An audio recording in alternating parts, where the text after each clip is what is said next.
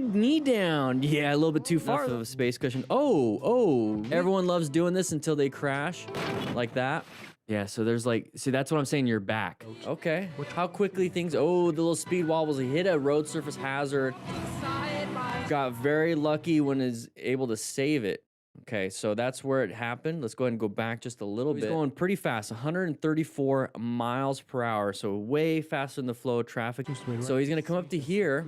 Things can go wrong on the road. And he's doing fine. He's doing fine. Like, it's the speed, 146 miles per hour. It's the speed is the speed. But the thing is, you're at night. You can't see very well. The light, your head beams kind of suck a little bit. And if you hit the tiniest of things, like a rock or a pothole or a piece of oil, something like that, you're going to lose some traction. And when you lose traction at this speed, at this lean angle, it's going to cause those little speed wobbles. So he hit something right there, either lost traction on that rear tire going at that speed or hit something. So you see how there's multiple different factors when it comes to this. What's the main one here? Going 145 miles per hour. So you got the speed wobbles. Now you're kind of at mercy of what the bike's going to do. There's nothing you're going to be able to do at this point. You don't have enough room. All right, yeah, getting her knee down. Yeah, a little bit too far though, and we're off the road. Very lucky that he went onto that dirt road and there was no cars coming. So we're trying to get our knee down. We're trying to get the lean angle going right here.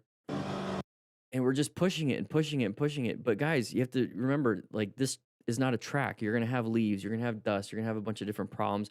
Your tires aren't going to be the best it is. Igor, thank you for the $2. I appreciate that. So he's going to go ahead and low side. So this is the moment our peg starts scraping and we got up and over. Now imagine if there was a car coming. So out on a track, you don't have a car. Here, crest the hill coming up here. Decent position, enough of a space cushion. Oh, we just straight up lost our rear tire. Yeah, a little surprising. Look at it. He's not he's not gaining any speed because he has no rear tire. But the simple fact that it didn't fall over, it's the one time the bagger bike actually solved his problem. Here we go, we're cruising. Oh, somebody wanted to get off and cut us off, did not see us. So part of planning our ride is locating hazard situations. We're off next to a merge area. Always do a 360 situational awareness. Now, this is something that he couldn't have prevented because that person just came out straight. So as soon as somebody gets a little bit close right here, we're gonna have to apply the brakes really hard. He still hit him. Now, when it comes to like uh-ohs, that's why we acquire and use personal protective equipment, just in case an idiot does something to us, that we have at least some kind of protection that's going to mitigate injuries. Anyways, here we go, going pretty fast. Everyone loves doing this until they crash like that.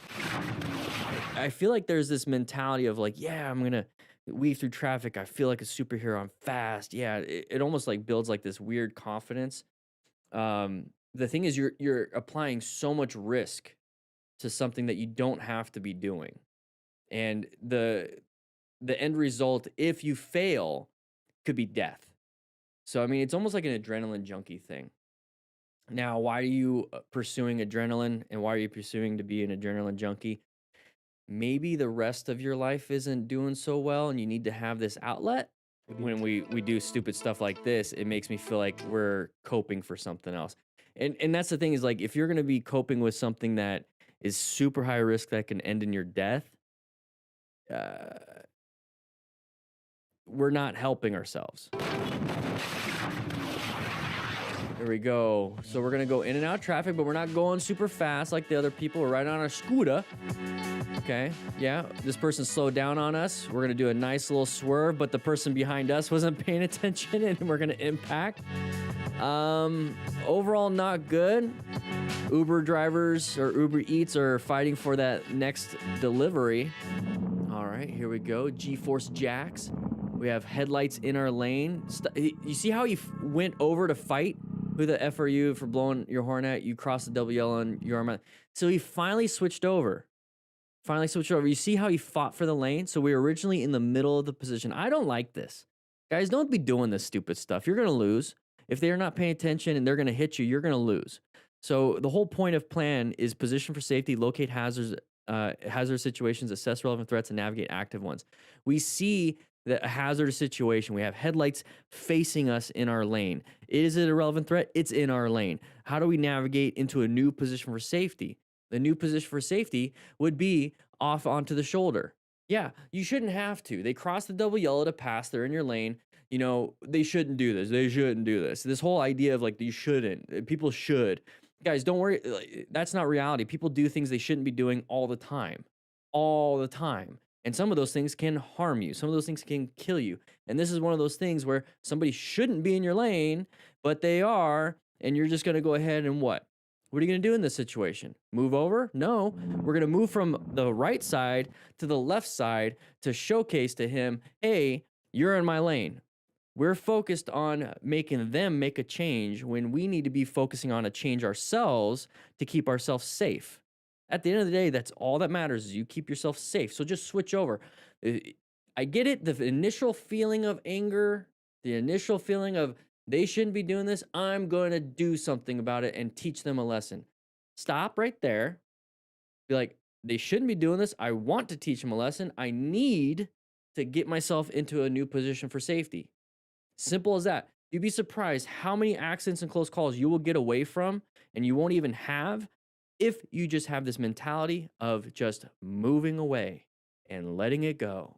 And guess what? That's a lot when it comes to life. And it's tough. I get it. But we're over here fighting. Now we're in a position for safety. It was like he distracted and slammed into him with full force.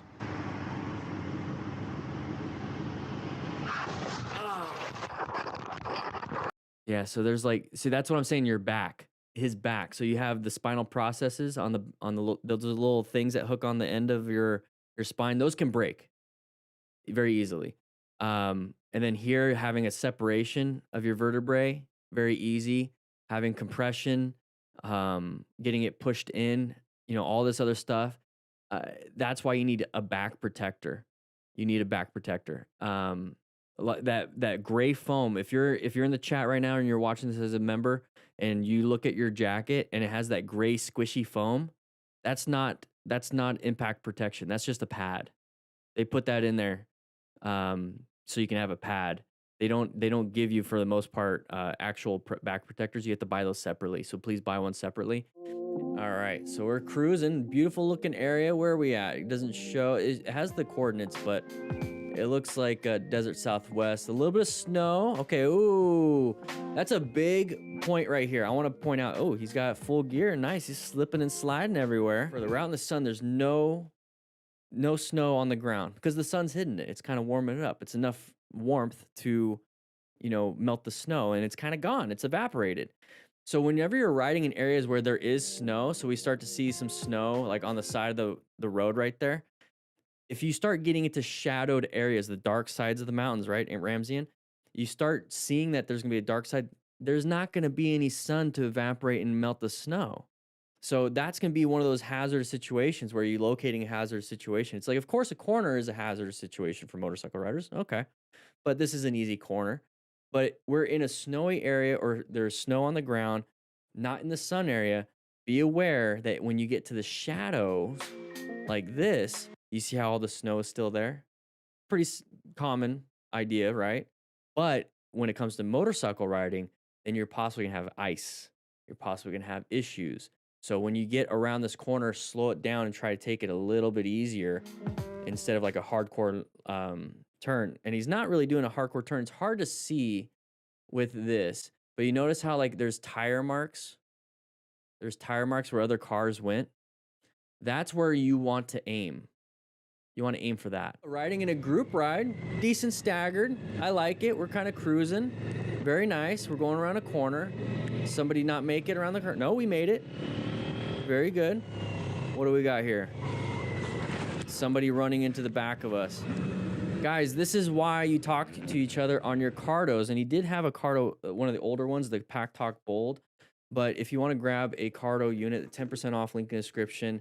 Get the Duo, go with your buddy. It's cheaper that way. But this way you can talk to each other. And you don't even need the Pack Talk Edge. That's the top of the line one. You can get the Spirit and still talk to each other. So we're coming up to here. We have people crossing over. It's green for us. Doesn't mean we have to go. You see right there, perfect example. Green doesn't mean go. I got a lot of crap for this on a YouTube short and a Facebook post or an Instagram reel or whatever. Green doesn't mean go. It means you have the opportunity to go. Yeah. Yeah. We talked about that a few times. We talked about that. How's everybody doing? How's everybody doing? It's another week. It's the first live stream of the year. How's everybody doing? Yeah, here we go, Colin. Should we do the recap? How you doing, Harry? How you doing, everybody? Moto Gaga was here earlier. I don't know if she's still here. Gary's. How you doing, Gary? Tremoto, how you doing? How you doing? We're here in the lounge. We gotta go over the rock form recap, I guess. That's what we're calling it nowadays.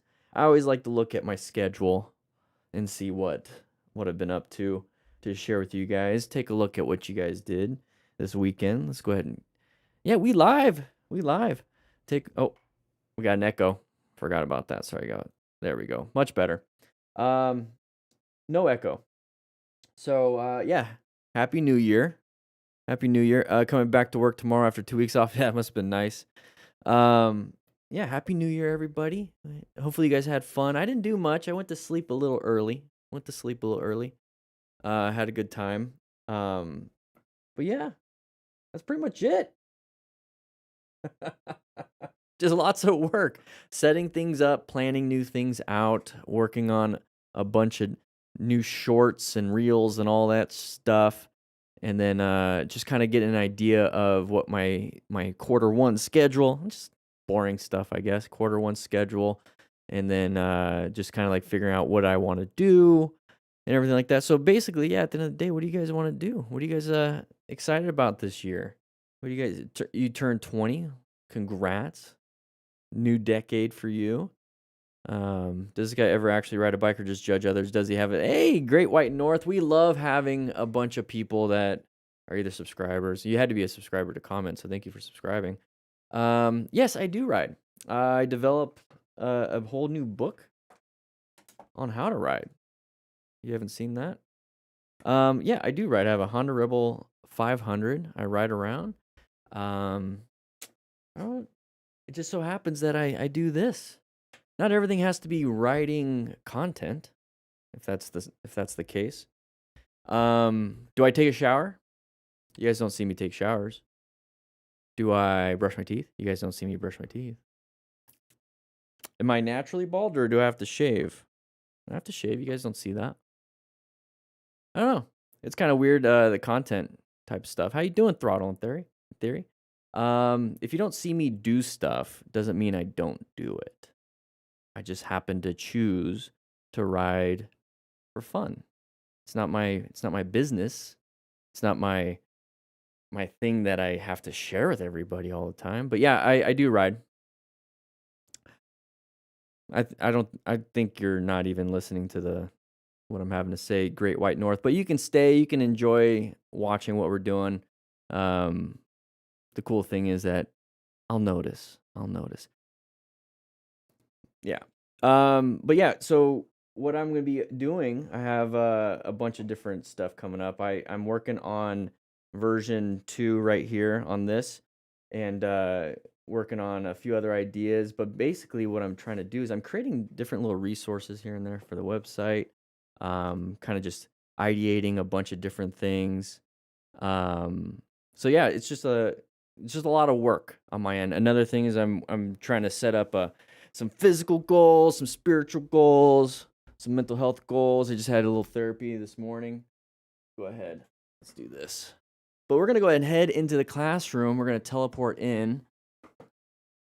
Make sure you guys grab. What do we have today? We have pizza, I think. All right. I'll see you guys in there.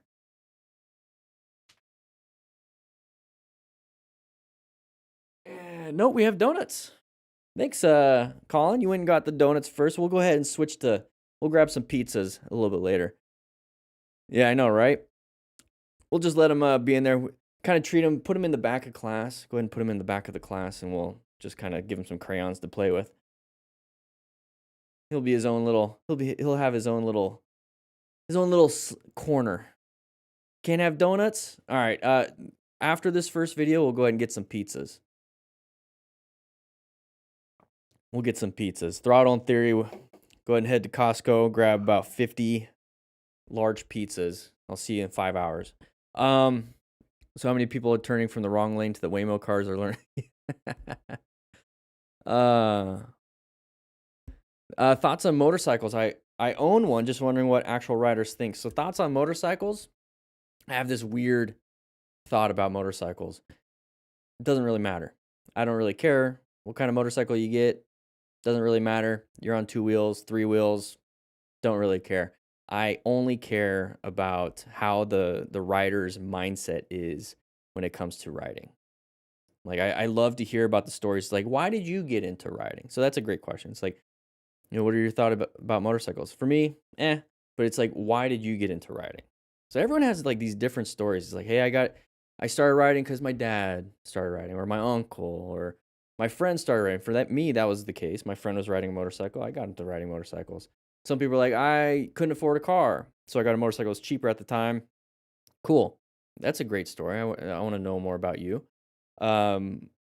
It's good for my mental health. I've always wanted to ride. I finally had some income. No one in my family or friends ride. I got into it because it's a good feeling. Like I wanted to have that feeling. I wanted to try something new. So I mean, like, there's so many different ways. But then, like, once you get on the bike, that's the thing, is once you get on the bike, it's like, how do you ride? Like, what do you do when you ride? So you can always go more into that, and that's what I care about. It's like not everybody's it's kind of a weird. Let me see if I can rephrase it a little bit. I know we're all kind of like getting into riding, but it's like, let's say you have like 3 hobbies. One of them you like dive in fully. Like, you get the best of the best equipment. You spend 20 hours a week on this hobby. And then you have like 2 other hobbies. And you have like another hobby, which is just, I like to fiddle around. I like to play some video games. And it's only, you do 2 hours a week. And the other hobby is like, you only do it once a week. Like golf is like a hobby or whatever. And you do that like once a month or whatever. So not everybody does for motorcycles, I'm going to put in 20 hours a week, study. Like, what's the best way to do it? I'm going to spend all this money on this. I'm going to do this. Boom. Not everybody does that. Some people treat motorcycle riding like it's the once a week thing. Some people treat motorcycle riding like, I ride to work 3 times a week instead of every day. So it's like, I don't care about what's the best gear. I don't care about this. I'm on the bike. And those are the kinds of people that I'm trying to reach out to here, where it's like, I don't know, don't really care. I'm just on the bike, because that leaves open a lot of problems of how to actually ride. Like, they're just getting on the bike and going. There's no thought process in how to scan for traffic, or there's no motivation for that. So I'm trying to make it as simple as possible, to where it's like, oh, that's how you do it? Okay, cool. Like, that's kind of this scenario that I'm running into, and like what I want people to understand, because not everybody has the time to be like, I have 20 hours this week to study. When it comes to like what's the best, and so like I'm trying to give very simple. I don't know where this is coming from, but I wanted to share that. That's kind of like the motivation of like, because if I have a big hour-long video on one tiny little topic, not everybody's gonna be able to sit through that, other than the people that are spending 20 hours a week studying this. And so I'm trying to condense and simplify it as much as possible into something super short, so it's digestible and easy. I don't know where that's coming from. Anyways, just wanted to share that with you guys. I wanted to get a bike, but my parents refuse. Well, you're 20, right? You just turned 20. You're an adult. So I wonder, we've had this conversation before about when parents want to refuse, or basically disagree with your decision making, and that has a huge effect when it comes to like you actually doing it. You don't want to upset your parents. So I'm curious. We'll spend another 10 minutes before we jump into we have 3 videos for crashes and close calls. We'll spend about 10 minutes on some of these questions if you want to talk about it.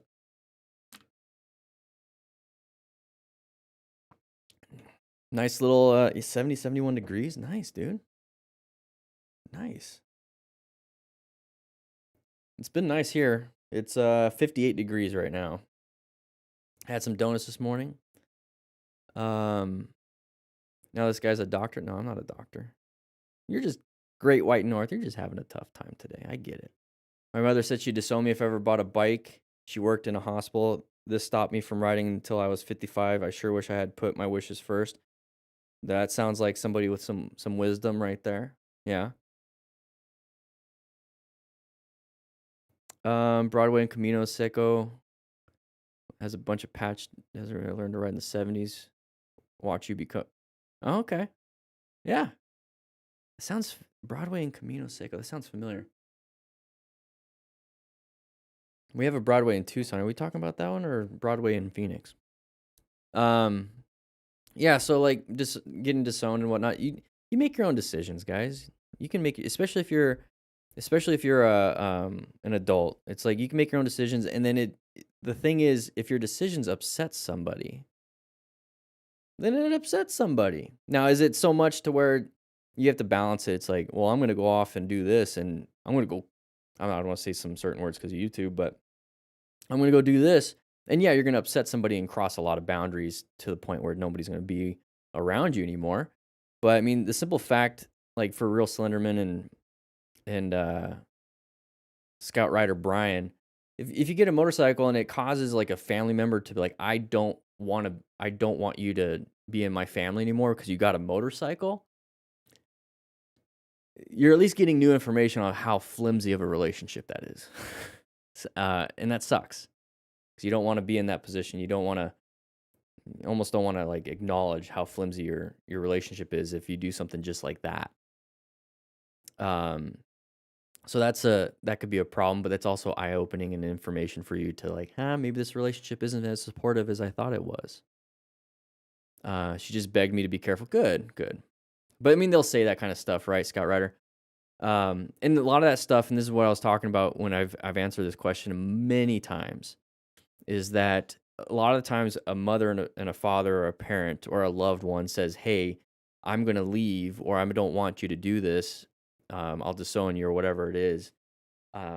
It's usually out of fear. It's usually out of fear of losing you, like because they know, like with his mother being a nurse or working in a hospital. It's like I've seen the accidents, I've seen the trauma and the decay, I've seen all that stuff. I don't want that for us. So no, don't do it. It's a form of control, but it's a natural human thing.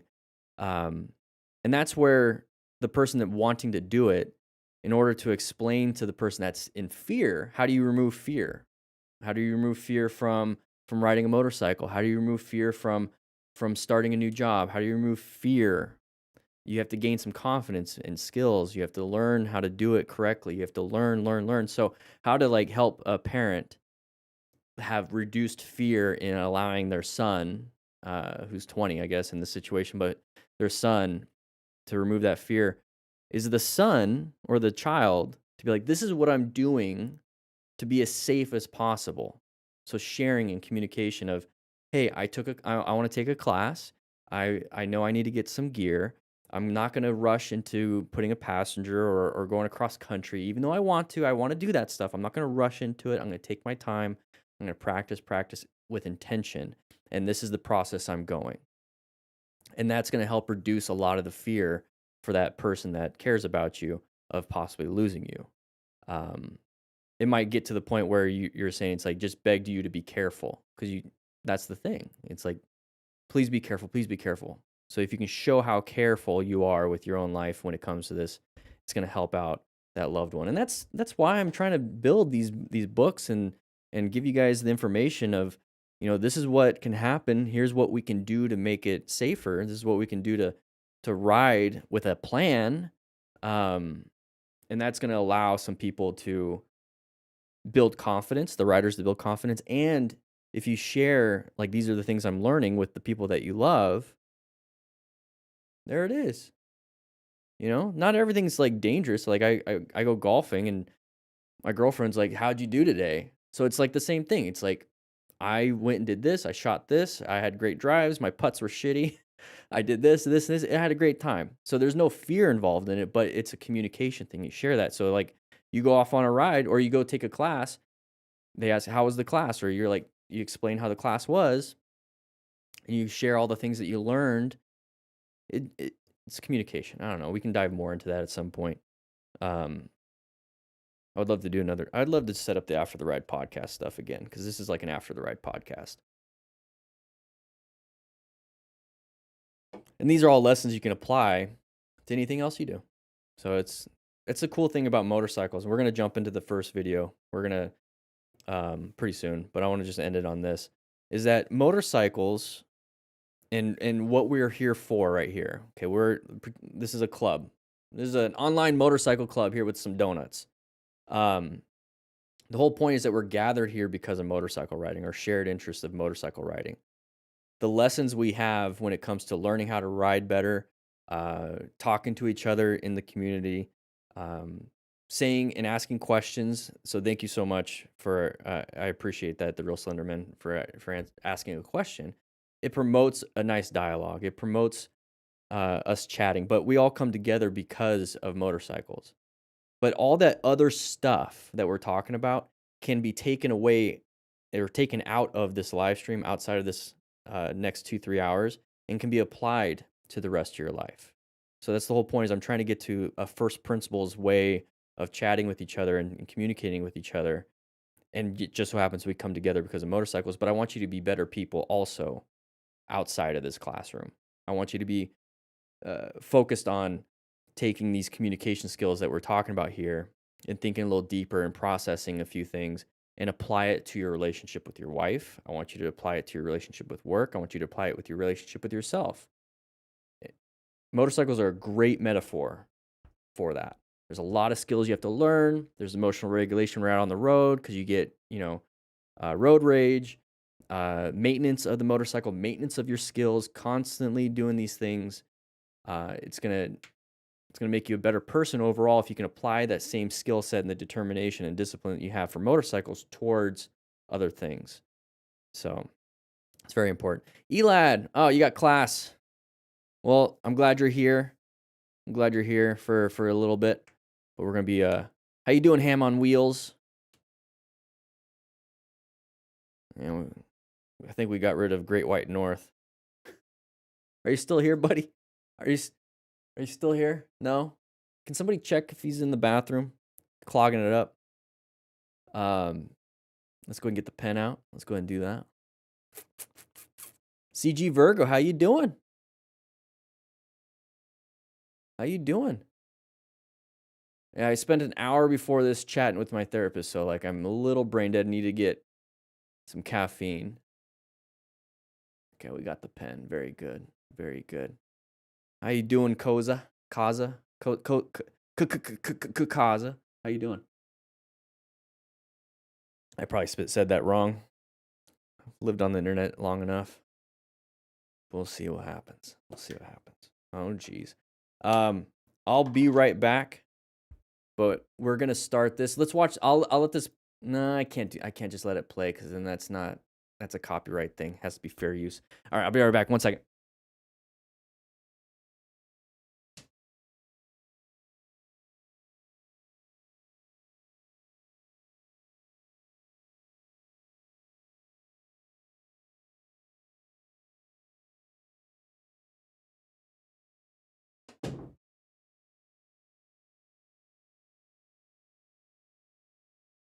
All right.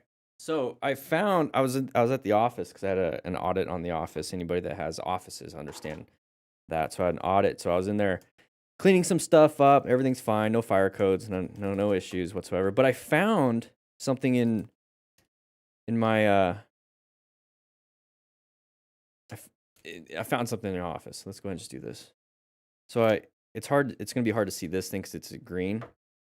But back when I was in 2019, before COVID hit, we had a crew here locally in Tucson.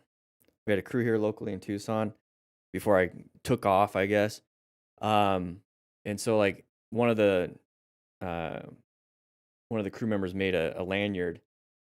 Says DanDanTheFireman on it. It's pretty cool. It's green. My very old challenge coin. Anybody remember these? Old challenge. I have like 5 left, I guess, now, because like I just found some. I was giving them out like crazy. So I might make that like a giveaway or throw that into a random package. And then also like an old patch. An old patch. That's pretty cool. And then a different patch that I had. DD from Crew Smart Rider. So I've been saying Smart Riders for a long time. Colin, for 20 months. Damn, dude, you got that gray beard and everything. Thank you for being here. Been watching for 3.5 years. Keep it up. Dude, I appreciate I wonder if you remember any of these things. But yeah, like the old patch. I don't know, I found some cool stuff in the office. I got the new challenge coins. The new ones. But it was pretty cool to see. I got some more stuff that I brought from the office. It was pretty cool. I don't know, I just want to share that with you. But we're gonna Colin, love seeing your name in the chat. Love that you're here. Kenny Martin, Dan, you're doing great. I'm a new writer. Your videos have taught me a lot. I'm grateful for you, man. Thanks for thank you, Kenny, for the kind words. I really do appreciate that. I do appreciate that. I love seeing that appreciation. So it's hard for some people to say that kind of stuff. But you did. So I thank you very much. That was really nice. How you doing, Spidey? I will protect the riders on the road for the sake of all. Awesome. The new one still got the old beard though. Yeah. Yeah, Colin, I think once you hit 24 months, you get the rainbow beard. Yeah. Yeah, you do. You want that patch? I might start making new patches. I mean, I love making the books, but I might just I love having the extra fun with the patches. We'll see how that goes. But we got the challenge coin so far. Patches are, I think that's going to be the next thing. I think I might make a patch. But it has to be good. Rainbow in 2 months for you. You've been here for 22. I got the patch on the med kit you had. Yeah, so this one. That one. It's like the last one I have. I just found it. They were all on the rescue packs back in the day. And then I ran out. And then I just was shipping the rest without the patch. But yeah, DD from Crew Smart Rider. So it's going to turn into the Smart Rider crew, not DDFM crew. Because I don't want the crew to be about me. I want the crew to be about Smart Riders. So I think I'm going to be switching it up. It's no longer DD. I think it might be the Smart Rider crew. I don't want it to be about me. We're not here for me. We're here for the Smart Riders. We're here for each other. And that's the way I want it to go forward. So I can't make it about me. Awesome. Dude, I appreciate that. I appreciate that. Tremoto, I don't know if he's still in here, but Tremoto has a great pack also. And he's taken the lead basically in the motorcycle community to make top of the line trauma kits specifically for motorcycle riders. That was the idea I had back in the day. And so he's taking the lead on that. And it's like, you know what? Please do. Please do. I will take the lead and focus heavily on motorcycle training in motorcycle community. So I'm glad he's a resource out there in the world. But let's see what the first crash looks like. The new mojito zins are pretty nice. Hey everyone, in today's episode, all right, let's see what the first one is. Oh, chaos. Already just a bunch of chaos. From them, so take a look and ride safe. Why are we blurring it? Don't blur it, don't blur it.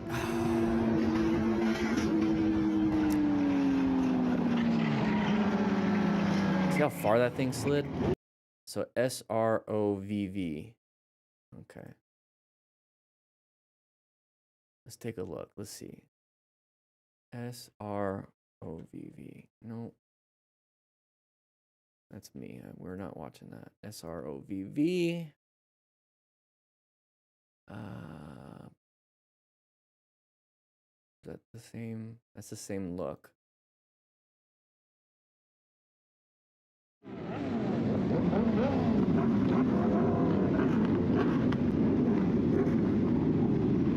They always leave it at the end.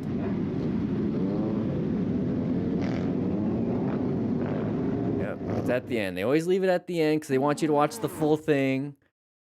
All right, so he's doing wheelies. There it is. Okay, we're right here. Is he gonna blur it out too? Nope. Did not blur it. So MotoStar's blurred it.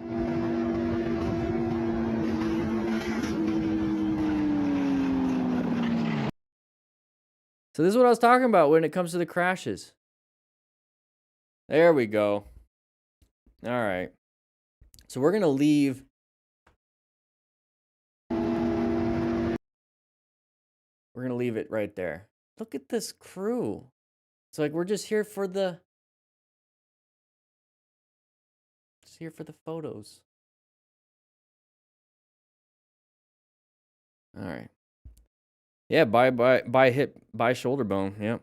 Blurred out due to YouTube being. Yeah, that's the thing. That's why they do it.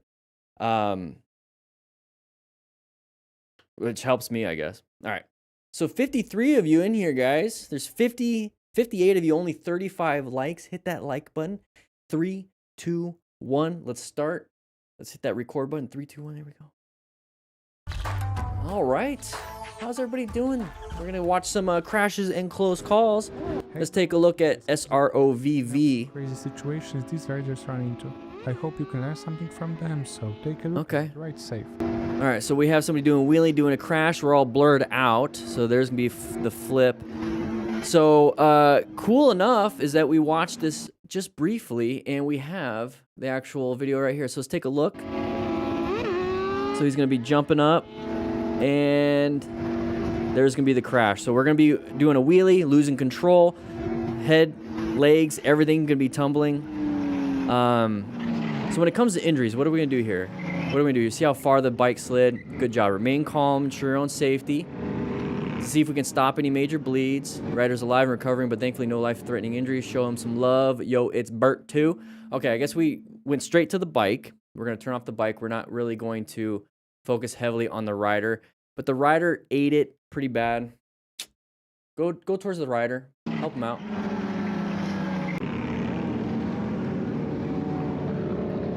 Damn, I was hoping we'd see more. Guess not.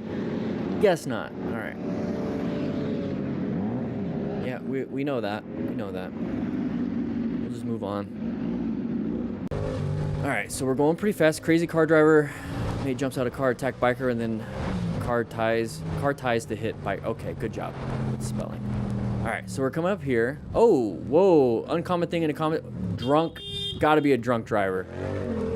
Got to. Ooh, good swerve. Got himself out of there. Pretty high risk, pretty dangerous. Let's see what happened here. So I'm assuming this is in an area where the driver's on the right side of the road. Please help me out here. I mean, not right side of the road. We're on the left side of the road. Okay, already the driver seat is gonna be on the right side. So America, this is not the driver jumping out. It is a passenger jumping out. Kind of random. Why we open the doors, I don't know. And jumping out, looking back at us while the car is still moving. Kind of weird. Guy must be drunk, something. Now, this is a scary situation. So, yeah, it's not the United States. Look at the license plate. Scary situation. What do? He did something. He didn't want to get stuck and trapped because the guy behind him might get up and run at him. So we got to get out of here. We got to escape. So 3 things we can do for navigating active threats: emergency brake, emergency swerve, emergency accelerate. So we just emergency braked. Very good here. But we have to get away from a random road rage type threat. So now we're going to emergency swerve. Very good. Okay. Now we're going to emergency accelerate with that swerve to get ourselves out of here. But we have a parked vehicle. So good job on this rider. It's relatively slow speed into like a higher speed thing. So he did good here. Sees this. We got to move out of the way. Accelerate it out. Thankfully did not hit the parked car because it could have been pretty bad. It could be a moto jacking type thing. Yeah, that's pretty scary. And now we're going to accelerate out of here. So he's now relatively safe when it comes to the vehicle. Still be catching up to you. Kind of scary there. But we're going to get ourselves out of here. Now, once you get yourself out of there, try to calm yourself down because look how crazy we're riding right here. Look how crazy we're riding.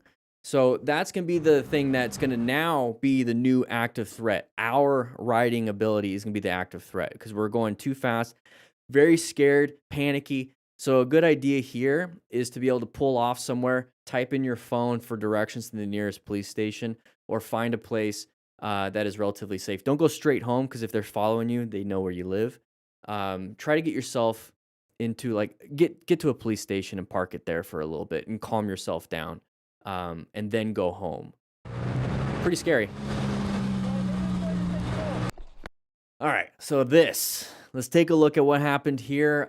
Vehicle on its side. So right away, I know we're gonna jump into this, but yeah, screw it. Let's just jump into it. Let's just do that. Let's take a look. Multiple bikers, vehicle on its side, high mechanism of injury. She's there. I've seen this many times. Can't get her out because she can't climb out. Maybe hurt, scared, whatever it is. So she's coming out very good. I don't see any bleeding, glass like cutting her or anything like that. So that's a good sign. Anybody else in there? Okay, nobody else in there. Very good. Watch your hands, Joey. Watch your hands. Alright. We push this thing over? You don't need to. If the vehicle... Okay. Yeah, you could yell, you can't park there. I wouldn't recommend doing that. That's... Push it in the back. Push it in the back. That's why. That's why. I get it. You want to like get you want the road to be clear.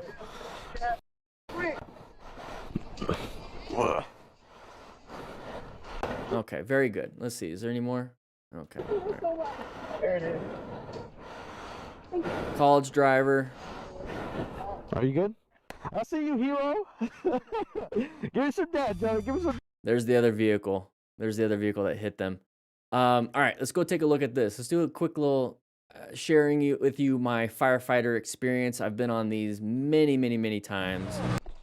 All right, so vehicle on its side. We saw the other vehicle hit them, right? So it's just a rollover. Doesn't sound crazy. It is. Rollovers are actually very high mechanism. It's one of those things where once you see a rollover, it's called in as a rollover, that there's possibly a fatality. This isn't good. So when we're coming up to here, let's say we're the motorcycle riders, okay? I'm going to pretend that I'm here. So I'm coming up to here. I see a rollover accident, and I see another vehicle that got hit or that hit them. That's at minimum two patients. We have the driver that hit them and the person in the rollover. Now, if there's other people in any of these vehicles, it could easily go 4, 5, 6, 7, 8.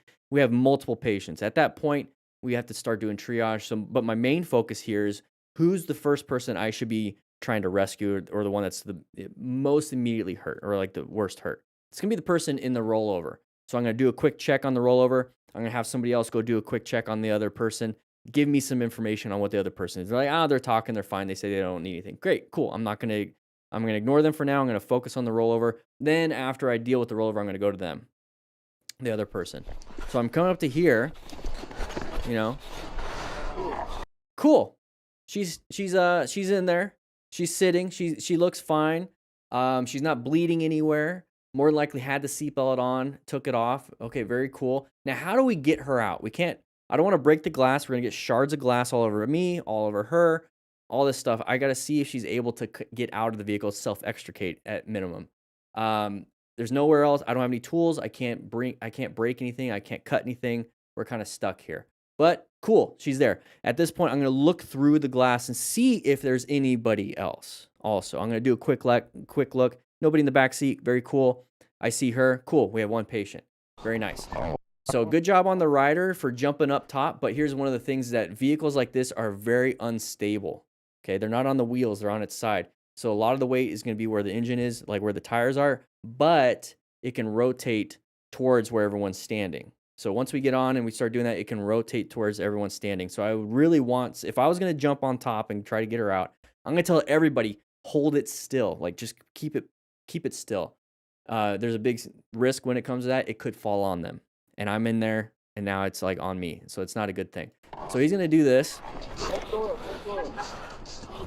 Get in there, Joey. And one of the things is I would ask her to see if she can self-extricate, which means she climbs out herself. Now, if she's like, hey, come out. Go ahead and see. Can you come out here? Let me help you. If she's like, ow, I can't because my leg, that gives me another indication of there's something else going on here. So maybe I should let the professionals deal with this, and they're going to cut out that windshield very safely. They're going to put a blanket inside, so it's going to cover, it's going to make it to where the glass isn't going to hit her. But we're going to go ahead and extricate her out the windshield versus trying to pull her out this way. So another thing right there. But she's able to come out, so that's very good. Now, thankfully, but also not thankfully, she's not wearing much. And I say thankfully she's not wearing much because now I can visually see if there's any bleeding. I can visually see if there's any big lacerations. If she was bleeding underneath her jacket, it would come down her leg because she was sitting like that, and I would see blood coming from there. So then would be able to expose her jacket to see if there's any type of injuries there. Unfortunately, like she's not wearing much because now she's just showing everybody everything. So she gets out very good. And that's a good question. Is there anybody else in there? I would ask her if she was riding with or driving with anybody else. And if she says no, I would take that with a grain of salt because I don't know if she has a concussion, so her mindset's not working as well. But I would still check. So if she says no, cool. That's nice. I'm gonna still check because on a rollover, somebody can get ejected.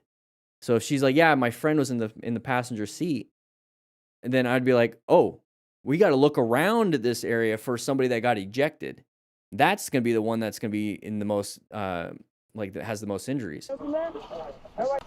So nobody's in there. I would do a visual check to confirm. Because imagine if somebody was in there and she said no because she has a concussion and we just threw the car back over. Now that person just got hit with another rollover, basically. So here, I don't recommend pushing the vehicle over because you just saw how it rolled away. Now, that could hit somebody. That could be a problem. Also, pushing it over, somebody else can get injured. Just leave the vehicle there. They have tow trucks that will knock it over. Cops will take a look at this. They'll do all this stuff. Let them handle that. Focus heavily on the patient. And this is where a lot of people, when they see motorcycle crashes, they're like, yeah, I'm going to go ahead and go to the bike and turn it off. Like, don't worry about the machine anymore. Don't worry about the machine. Worry about the person. That's the main thing here.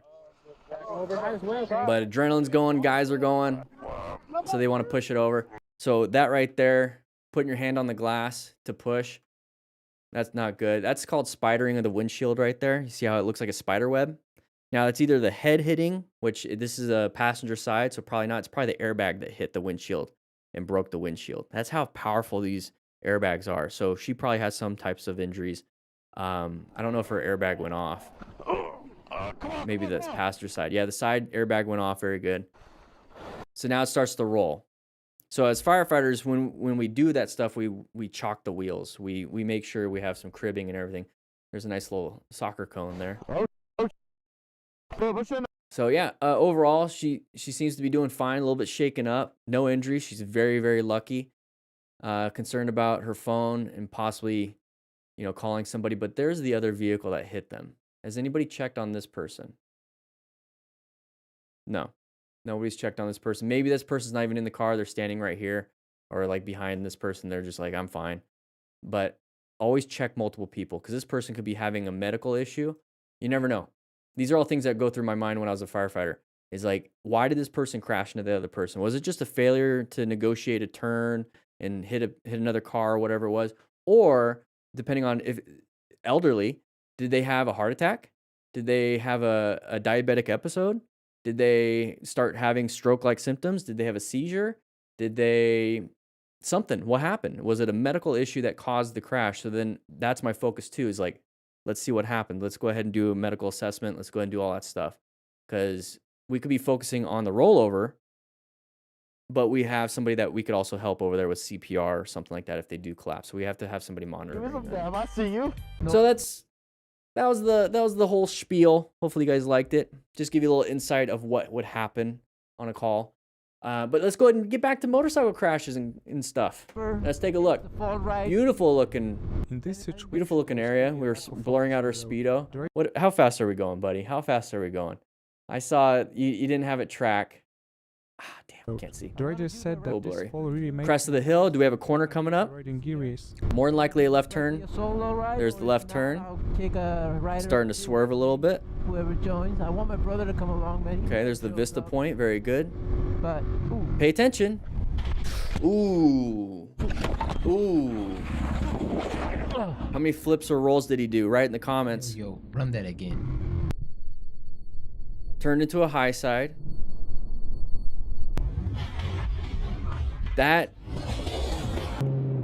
He was going fast. He was going real fast. Let's take a look at what happened there. So we're chatting, we're talking, we're not paying attention to our ride. We have a turn coming up, very simple, easy turn, very easy turn. This is something that you can easily do. So remember when I talk about, this corner is easy. Everyone's like, oh, that's corner easy. Why did he crash? Why did he crash? So that's so easy. I could make that corner.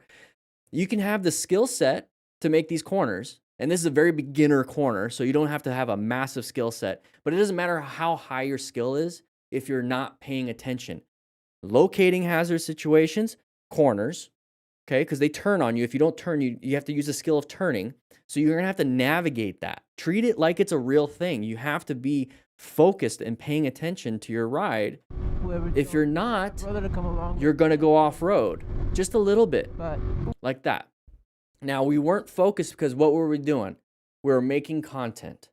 So a lot of I'm literally on YouTube right now. So hi, everybody that's watching YouTube and possibly Instagram or whatever. People see this and they're like, I want to do it. I want to film. I want to record. Now I need to get a bike. So they get the camera first, then they get the bike. They don't get the skills. They only get the necessary skills to allow them to record the content versus I'm riding a motorcycle. I need to get really good skills on the motorcycle so I don't die.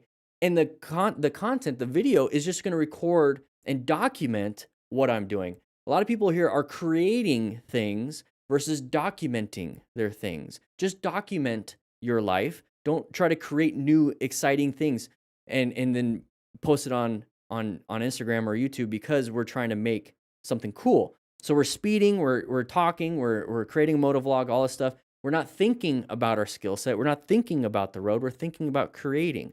Just ride. Just ride. Enjoy it. If you have something interesting to talk about, just talk like it's in the background versus the main thing. So right here, we went a little bit too fast in the corner, very easy corner. We lost traction right here. There's the rear tire sliding out from underneath us, and it's going to be a low side until it's a high side. We got flipped over. Not very good. You notice how much energy was applied that he was able to basically be vertical, put his foot out. He puts his foot out first. There's his foot right there. So he's able to do this, but obviously he's not going to be able to land it and walk it off.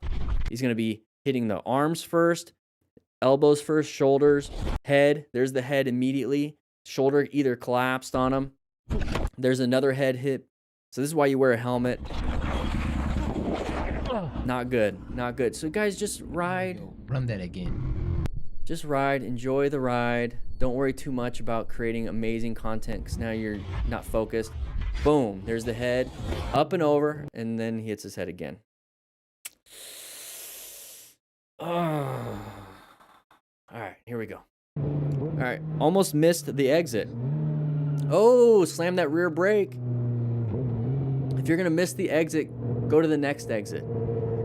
Just go to the next exit. It's not worth it. Right here, just do a U-turn. Just like that rider was doing. So this person's supposed to go down this exit, right? They're like, oh, I must go. I'm going too fast. I saw it too late. Not focused on the ride. Slam that rear tire. This is what a rear tire or a rear brake looks like when you slam it too hard and lock it up. So what do we do? What were we taught when we took our class, or if you've been watching this channel for long enough? If you lock up that rear tire, what do? So you're pressing too hard on your right foot. What do? You release it. You release it. Let it grab traction again and roll, and then gently apply progressive brake pressure to make it slow down. But if we're going too fast, we're running out of total stopping distance. At this point, you're like, I'm not going to make it if I do that. I must slam it. Go ahead and swerve back into your lane, and then go to the next exit. You don't have to get to that one. There's one up there. Just do a nice little U-turn. Practice your U-turns. Guys, if you don't know how to practice your U-turns, go to a parking lot, get the Smart Rider motorcycle training drills, and practice 24 drills that are basically U-turns. And it comes with a digital version for your phone, so you can have it right on your phone. Check it out. Links in the description. If you're watching this live, it's 20% off. It's 10% off at the link in the description. All right, here we go. Souza 91. Going around a corner, nice and easy, trying to catch up to our buddies. Oh, once again. Okay, gravel on blind corner is a biker's worst nightmare. MotoStars, I think we're putting in some random stuff here, because if there was gravel on the corner, we would see the other riders having issues with the gravel on the corner. It looks an awful lot like we're trying to catch up to our friends, and we went into the corner a little bit faster than we anticipated, and we panicked and went straight. That's really what it looks like. So we're coming up to here trying to catch up to our friends when you could just be talking to each other on your Cardo Pack Talk Edges. There's a link in the description for a discount on that. And just say, hey, nothing. You don't even have to say anything. Like, hey, I'll catch up to you or whatever. Or they can say, hey, are you good, Jeffrey? Are you good? It's like, yeah. You guys keep doing your thing. I'll do my thing. So we're coming up to here, started turning, got a little panic because we're going a little too fast in the corner. Now we see the car. It's a little scary. We straightened it up. Started applying the brakes. Now we're panicked. We could have used our target fixation on the exit, but we now started panicking and target fixated on the problem. So then we started going towards the problem. So if you ever get into this situation where like, you have that feeling, don't look at the problem. You have to like, get out of it. Look, I need to go towards this way. Turn. I need to do that. Don't panic. Look towards the solution. Use your target fixation as a tool, not as a hindrance. There was no gravel.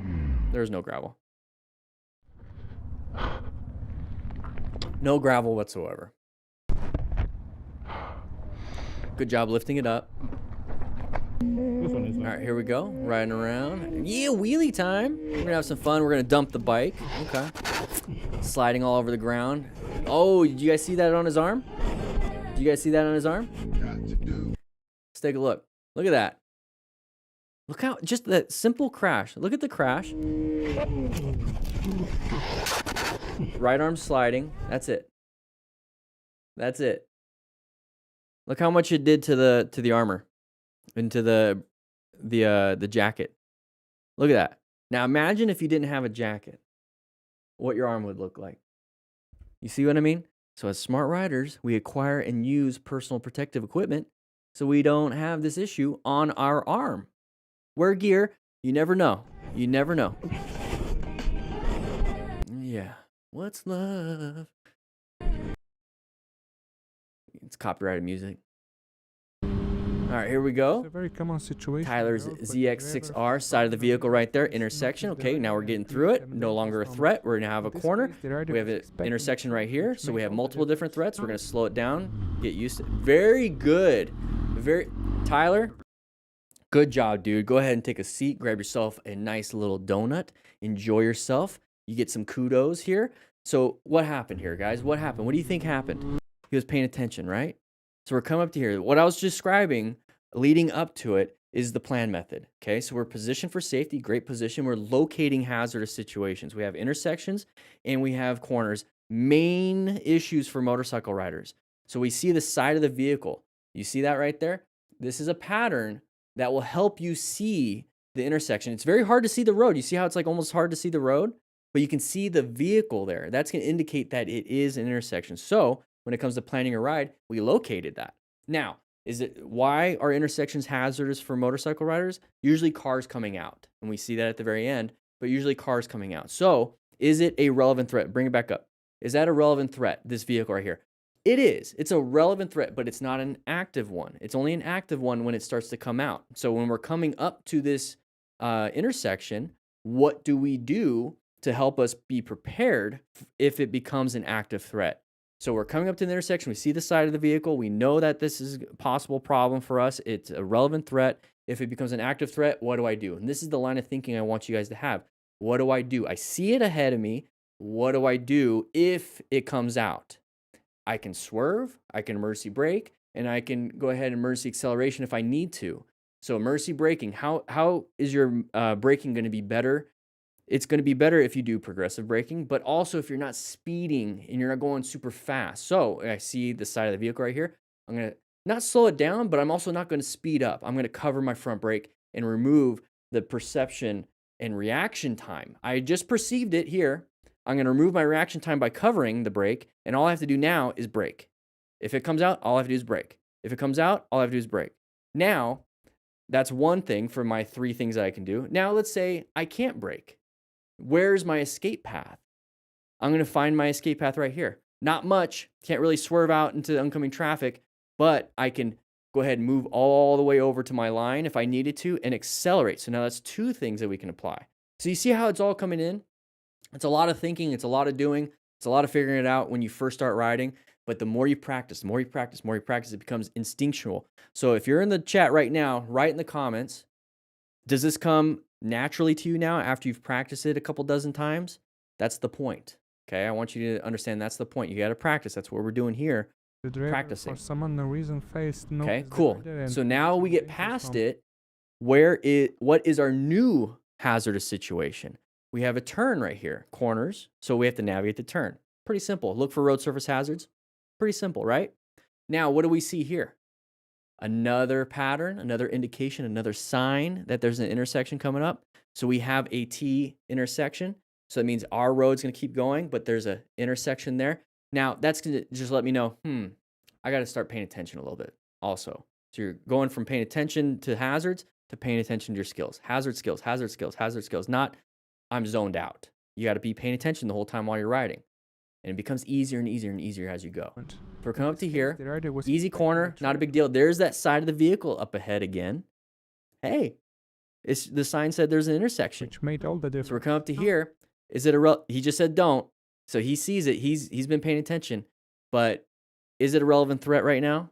Yes, it's a relevant threat. Is it an active threat? Yes, it doesn't stop. Now it becomes an active threat. So the training and the practice we did for that last one, for this one, for the next one, for the next one, for the next one, in one ride, you can get to a point where this is almost habitual. So we get up to here. Now, back with the lesson that we learned back there, what do I do if this person comes out? Do I emergency brake? Do I emergency swerve? Do I emergency accelerate? What can I do? Where's my escape? Am I covering the brakes? He's covering the brakes. Very good. What do I do? What do I do? What do I do? I'm not going super fast. I'm only going 30. It's very easy to slow down and even stop at 30 if you do good progressive brake pressure. So what do I do? What do I do? What do I do? Person's coming out. Go for the brake because I'm going slow enough. Very good. Now imagine if this person was going fast, like much fast. He was going 60. He was going 60 and this car came out. We wouldn't be able to stop before this vehicle. But the fact that he was going the speed limit, he was going low, he was only going 30, he wasn't going super fast, saved him. So very good. I love to see this. That's how you apply the plan method to riding on the road like this. So that's good. Good job. And just moves on. Doesn't get angry. Another side of the vehicle right there. Is it a relevant threat? Active threat? We don't know. Now, when it comes to planning a ride, are we the active threat? Are we? This person is becoming his own active threat. He has to have the skill level to navigate his own threat, him. That's why I say stunt riders have amazing skills. I just choose not to put myself in and make myself the threat. Oh, jeez.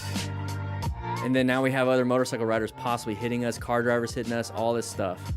All right. Here we have an important reminder. What are the active threats here? What are the relevant threats? Difficulties for drivers What could and the happen? rider. Any open spot like that? He tried. He tried. Damn, he tried. That's one of the issues when it comes to lane splitting.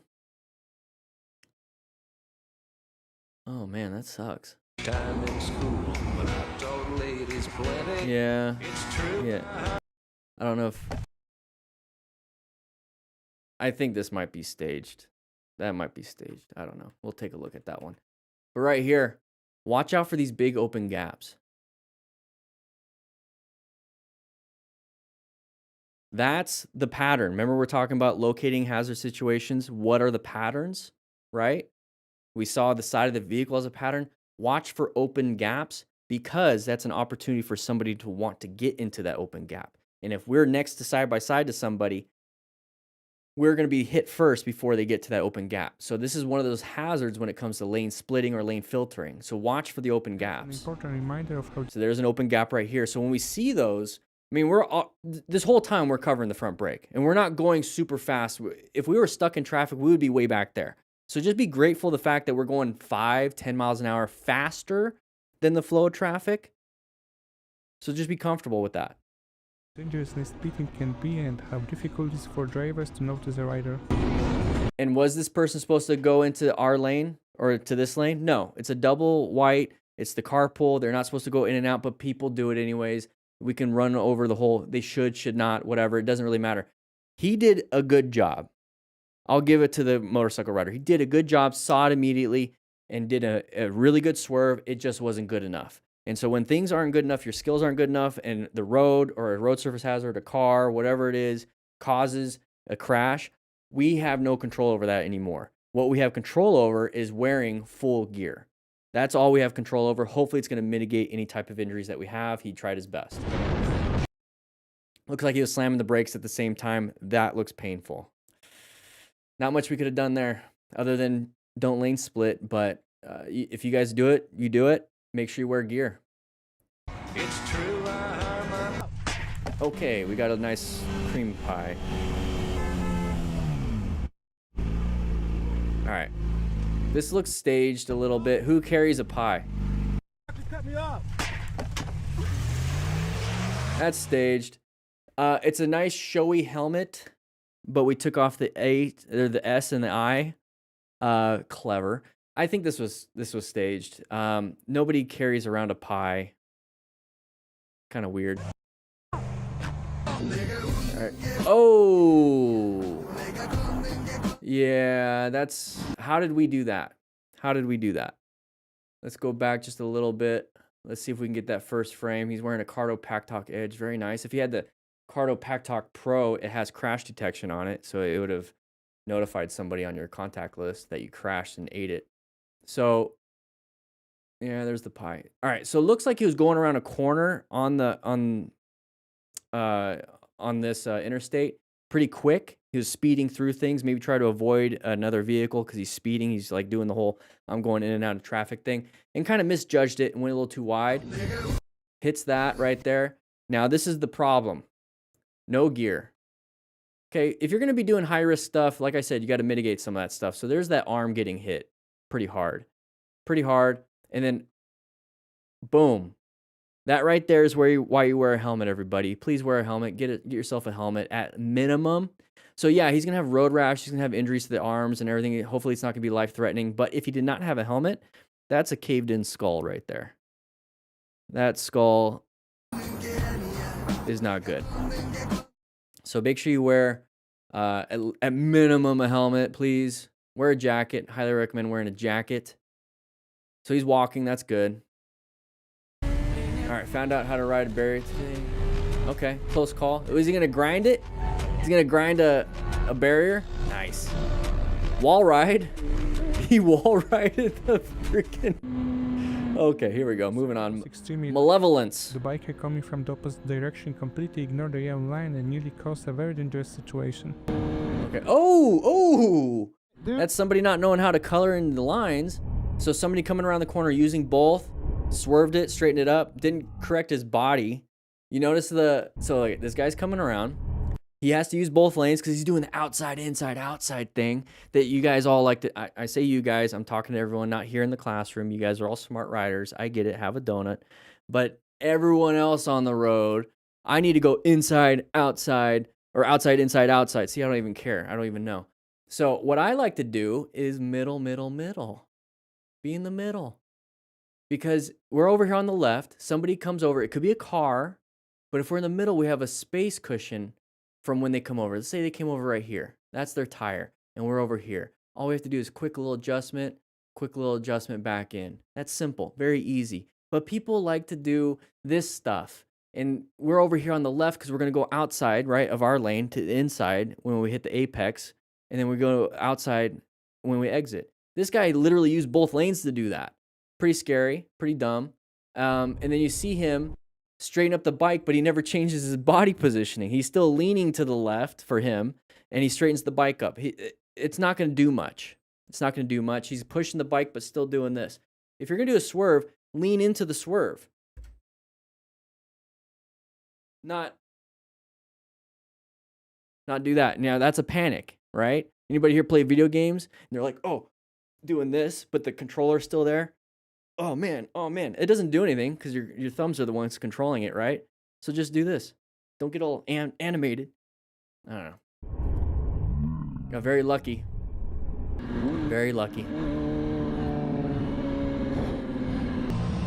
All right, parking lots. There's another vehicle there. Watch out. Good swerve. Got himself out of it. But here's the thing, is that you're in a parking lot. Don't be passing other vehicles. Don't pass other vehicles in the parking lot. You don't know if they're going to go into a parking space. You don't know if they're coming out. They're all making decisions. People in a parking lot are making decisions outside of just driving normally. They're looking at the parking lot. They're looking where they need to go. They're looking at this. They're not looking for other drivers because there's an understanding in a parking lot. Nobody's passing each other. Nobody's acting nutty. Everyone's just kind of taking their turns getting into the parking lots. So over here, we're passing somebody. Okay? But good job on the swerve. Don't do the passing of people in a parking lot. He has to go wide to make this parking space. So, but good job on the swerve. I'll give him that. He found the escape, but we could have prevented a lot of these issues. All right, we're going the same person. MotoStars, you reused it. Yeah, you reused it. Yeah, 26 miles per hour in a parking lot, yeah. All right, here we go. Ash 650R, all over the place. Gravel in a blind corner. Oh my god. Oh, okay. Oh my god, gravel in the Alright. watch out. Okay, okay. Very good. Applied the brakes. Slow down. Talking to each other. Very good. I love that. That's how you use your cardo. All right, so the gravel in the parking lot annotation that pops up, there, that was for this video, not the last video. MotoStars, you're making me look like an idiot here. All right, so we're coming around this corner, recognizes Oh my god. a gravel patch. Now, the panic of, oh, I see gravel, causes him to, I'm now going to straighten it up and apply the brakes and try to stop. Okay, so remember, there's three things. He did fine here. He did great. There's three things we can do: a mercy brake, mercy swerve, mercy accelerate. Now, in this situation, it's a blind corner. I don't want to brake and go straight into the other lane, right? I don't want to do that. I want to navigate this active threat, this gravel. It's a road surface hazard. I want to swerve around it and swerve back into my lane. I don't want to go off road to solve my problem of gravel on the road. I want to stay on the road. Remember, the end goal always is to stay on the road and not crash. So if we can stay on the road and then swerve back, that's what we should be doing. So a panic, usually when people panic on the bikes or in the cars or anything like that, brakes. We're on a motorcycle, even in a car. You can swerve, you can brake, you can accelerate. Get yourself out of there. Stop, go, turn. That's pretty much all we can do. So here, I would have swerved. Yeah, you see that? Oh my god. And then I would have swerved back. So now we're committing to going straight. You got around, you navigated the active threat over there. Now get yourself back. Gravel in the middle of the road, watch out. But good job on him for explaining to the people behind him. That's exactly what I'm talking about when it comes to the cardos. Guys, grab yourself a cardo, talk to your buddies. If you're in the lead, that helps out everybody. It's like, oh, there's a corner with some gravel. Watch out, slow down.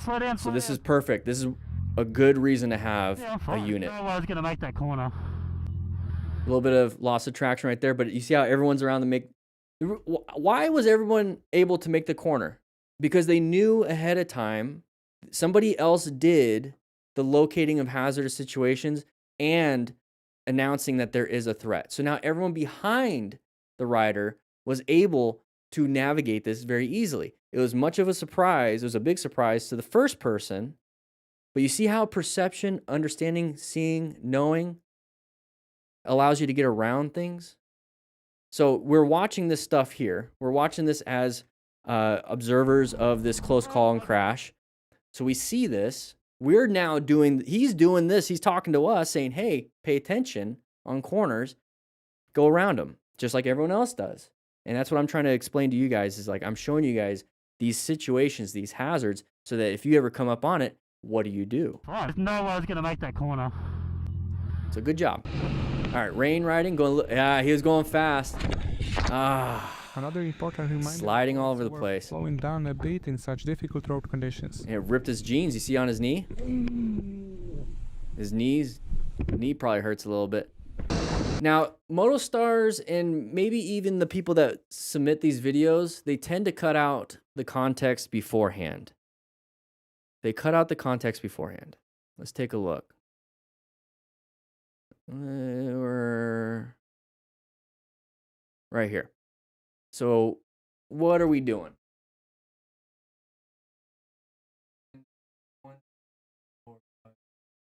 That's RPM.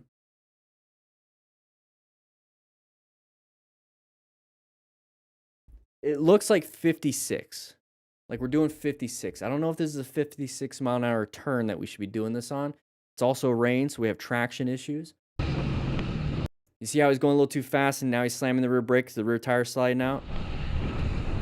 Okay, pretty scary. Just kept it going though. Another important reminder of how it's Slow it down, guys. Oh, that's a crest of the hill. All right, we have a crest of the hill. What's on the other side? Don't know, don't know. Now we know. Very good, very simple. We have a sharp left turn coming up. You see the sign right there. Okay, so we're gonna go ahead and hopefully make it through this corner. We have a sharp left, sharp left, sharp left, sharp left, sharp left. Oh, lost a little traction. We're off-road and down into the water. Oh, he's standing up. That's good. We remain calm. Ensure our own safety first. Hopefully he's doing fine. It's a big drop. All right, he's doing good. Now it's time to think about how to get it out. Oh.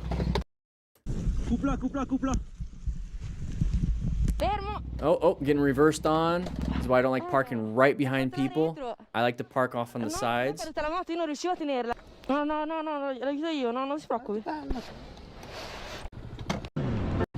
Oh, we have, what do we have? Intersection, side of the vehicle, nice little swerve. Swerve out of the way. Swerve out of the way. But watch out, there's a car in front of this car. Slow it down. Okay, motorcycle crash. DMV Motomy. Oh, here we go. Somebody's on the ground. Don't know why. Bigfoot spotted. All right, so he crashed. All right. What was that? What was this right here? What was this? Let's go back. Let's take a look. Let's talk about the pattern here. He's doing a head check. Okay, very good. We're going backwards.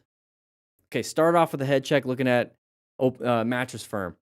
Open lane pattern, right? Lethal Moto. This is an open lane pattern. So we typically see car drivers do this to us. We saw it with the lane splitting thing where a car driver switched over into the open spot. We're doing the same thing. We're stuck behind this vehicle. We just did a head check. We're stuck behind this vehicle. Now we're going to switch to the open lane because we don't want to be stuck behind this vehicle. This is right here. This view is what car drivers do. They tend to not do the head check. They tend not to look into their blind spot. They switch into open lane. So if you see a long stack of cars and you're in the open lane, just anticipate somebody's going to come out in front of you. We just did that. There's a side of the vehicle right there. Slowing it down. Very good. Very good. Good job with the brakes.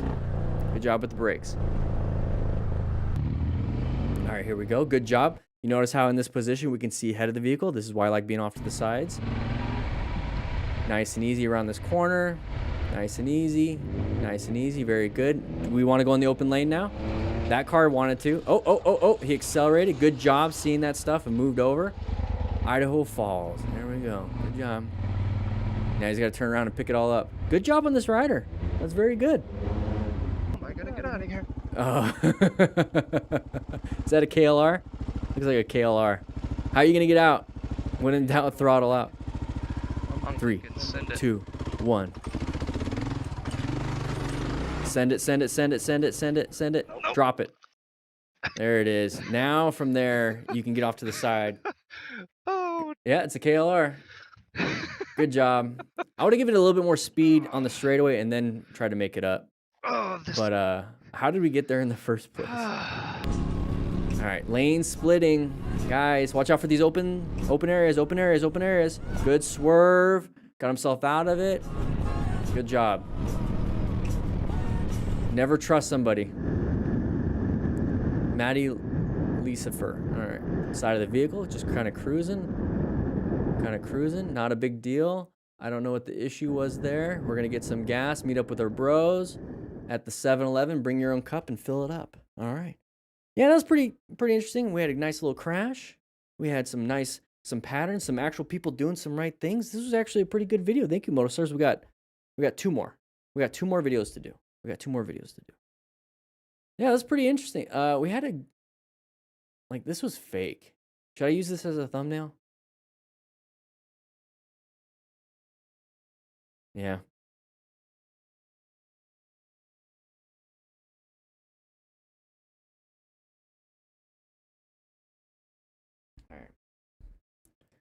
Everyone likes to click on the videos with the girl on it.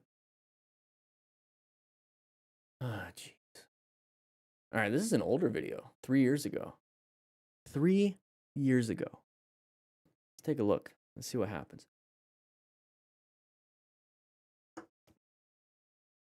All right. Oh, we need to get some pizzas. We need to get some pizzas. Where's the pizzas? Did somebody go grab the pizzas? I want to make sure we have some. I feel like a pizza. Oh, I had a nice beer, a couple beers last night. A little bit too much, to be honest. Trying to do my diet, but I really wanted a beer. Kind of regret it today, though. All right. We got them? We got the pizzas? Yeah. All right. Yeah. Today we have Costco and QT pizza. Wonderful pizza. I love the QT breakfast pizza. They have egg, white gravy, some bacon, a little bit of sausage on it. Oh, so good. So good. Yeah, grab yourself a slice of pizza. We're going to start pretty soon. We're going to start pretty soon here. Let's take a look. Let's take a look. Let's see what the intro is. Okay, we got a crash there. We got a close call. We got a... Ooh. Oh, no. We had some gasoline. Oh, 130. Crash test goat. Is he still going around? Is he still going around? Is crash test goat still doing his thing? Before we start?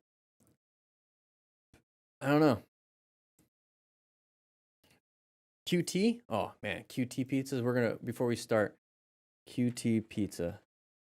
Yeah. Yeah. Breakfast. I want to go to the breakfast. I want to show you what I was talking about with the breakfast pizza. Let's do that. Hand tossed style crust topped with sausage, gravy, scrambled eggs, sausage, crispy bacon, and cheddar jack cheese. It's a gas station. But the pizzas are pretty good. The pizzas are pretty good. Grab and go. I usually just grab a slice of pizza, but you can pizza by the slice. I like the 3 meat. The pepperoni's pretty good. They have a chicken bacon ranch and all that stuff. Crash test goes still going? Dude, you should, Smee. Make a breakfast pizza. It's perfect. Oh, so good. How you doing, Dave? You have gravy on pizza? Oh, I'm sorry. No glutens. Looks like a heart attack. Yeah. Casey's breakfast pizza. Oh, meat pill. I got to check that out. All right. We're going to start this one. 3, 2, 1. All right. We have some crashes and close calls. This is a 3-year-old video. Somebody on the ground. Some gasolina. Grab himself a QT pizza. All right. 130 miles per hour. Crash test goat. So fast. Going pretty fast. Okay, now we're 100. That's not a big deal. Just kidding. It is. Oh, no. That's not supposed to be there, but... If we're, ooh, got very lucky. Now check your rim. All right, here we go. 2 wheels in London. We're gonna go ahead and get around line of sight issues from this lady. She's not paying attention. Lady, you look right where traffic is coming first, and then you look left. Okay, because traffic's coming first this way. Now she thinks everything's stopped because she's going through traffic. But if you understand anything about motorcycles, you need to look both ways. Look both ways. Hey, Got very lucky. what are you doing in the middle of the road? Look this way when you're crossing, yeah? Exactly. Seriously, you're gonna get yourself killed. Yeah. Helping her out. It's a nice little Bentley looking thing. All right, here we go. These are the drivers that'll kill you without a care in the world. They do care. They're just trying to get over. So good job swerving out of the way. Not a big deal. Not a big deal. You don't need an apology. Just be happy that you did the right thing. You swerved and you got yourself out of the way. Be happy with that. You can be angry and happy. You can do both. But which one are you going to choose? Which one are you going to choose? Be a little angry at first. Then be happy about it. Be happy that you did the right thing. You got yourself out of it. But people tend to choose the angry part, and that's when the road rage kicks in. You'll have all those feelings. Maybe, I don't know. You can call it in if you want. Whoa. Okay, we stopped. Good. Lots of traffic. How are we gonna do a turn to the left? I think that's what he's trying to do. Oh. Ooh. See how it like stopped? So remember, we have 3 things we can do here. We have a mercy swerve, mercy accelerate, mercy brake. Those are 3 things. 3 things we can do on a motorcycle. That's it. Brake, swerve, accelerate. That's it. Those are the tools that you have. Rev bombing, honking the horn, none of that stuff works. Now, which one do you choose in the right scenario is very important. Do you accelerate into a turn? Maybe if you have skill. No, you turn. You swerve, turn. Do you brake when you're coming up to a turn? No. I mean, I'm talking about very specific. Okay, anyways, move on. Here we go. Right here, we have somebody wanting to come out when we want to go out. He rolled off the gas, he rolled off the throttle, applied some brakes. Those 3 things that we can do. We can mercy accelerate out of it. You have to pick and choose. Pick and choose. Move on. Go. Go. Go. Get out of the road. Go. Go. Go. All right, here we go. What do we got here? What do we got here? Kind of chill, cruising, having some fun with our friends. Intersection. Anybody gonna come out in our lane? I don't know. Okay, now we're speeding up. We got past all the traffic. We beat the train. He lost control of the bike by driving into a bump on the road. Also speeding. Also speeding pretty fast, filming with a potato. Maybe hits a bump too. Oh, hit something. He went off down onto the train tracks. That train's coming. That train's coming. Why is that car stopped? Did they hit something? Okay, we're pulling over. Maybe they're stopping to help. Okay, so remain calm, ensure your own safety. Very good. Because it's his problem, not yours. You're there to help. A little bit of urgency would be important here. But focus, focus, focus. There we go, there we go. Getting closer, getting closer. What do we got? He's not getting up. That's not a good sign. So we're going to look for any major bleeds. That's what we're going to do. We're going to look for any major bleeds. Okay, he's trying to move a little bit, but he's probably in a lot of pain, maybe concussed. Not a good situation. All right, so what happened? We don't really know. He was speeding, though. They're all speeding. So let's just not go super fast. Let's not try to go fast, and we're going to hit a bump. Can't see it. Hey, brother. All right, cold road, tires. Okay, a little bit of a bump. Okay, so we have a bump. Okay, cold road and tires and unevenly repaired road. This type of stuff isn't necessarily a big problem all the time. There's always something else. There's always an issue. There's always an issue. I don't want to use the word comorbidities because that's typically with the health of a human being, but there's multiple factors that typically lead to a crash. Now, these are 2 factors, right? But these 2 factors necessarily don't have the biggest contributing factor to a crash because we're going straight when we go over the bump. So a cold tire, not a big deal, going straight over over an uneven repaired road. The thing that we could also have is possibly suspension issues. We could have applied the brakes pretty hard going into the bump because we're wanting to turn. If we were turning with the bump, it could have been a bigger issue. So what else could be the problem here?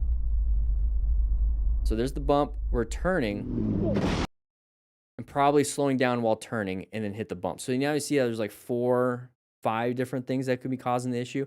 So whenever you see a bump, go over it gently and then make your turn. So there's different things that can cause the issue, but it's never usually just one.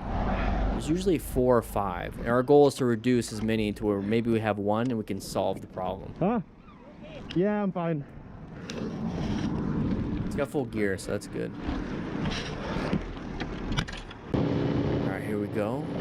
Cruising, 87, not a big deal. Cop pulls up. Oh, uh-oh, we're getting in trouble. He's giving him a warning. Slow it down. Cool cop. No, you take it for what it is. He told you to slow down. You sped back up. Oh, we're out on a corner. Hopefully nobody's gonna go around this corner trying to act cool super fast and then low sides and hits all these motorcycle riders. Usually what happens.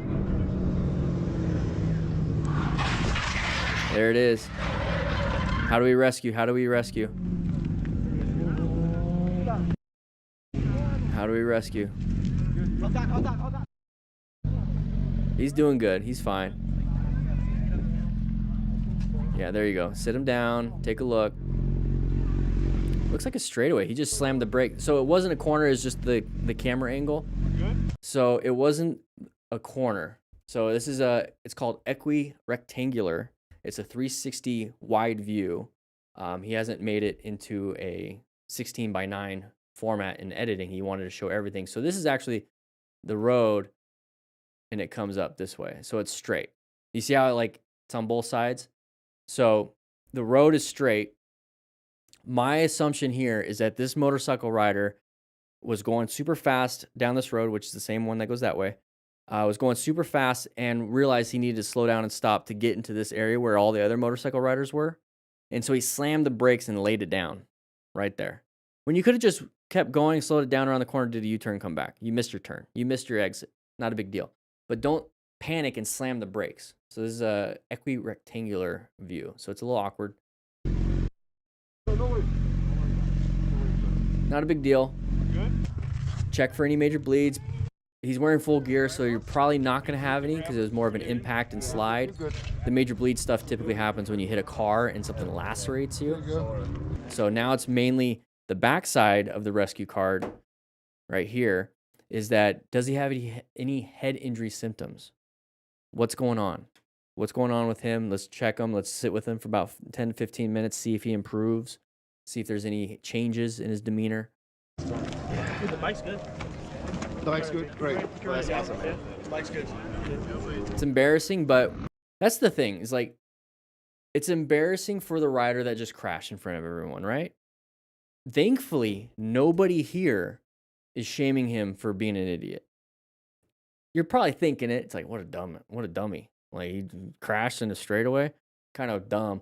But everyone is concerned about his health. I love that. I love that the motorcycle community here is just like, are you okay?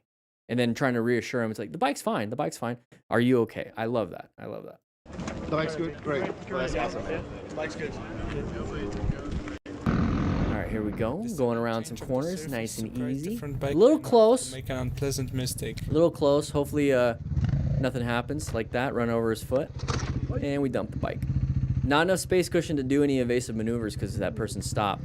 So they were just going too low of a gear, kind of started to stall. Did you guys notice that? A little too slow around the corner. Probably in like third or fourth, let's say fourth gear. And this is like a second gear turn.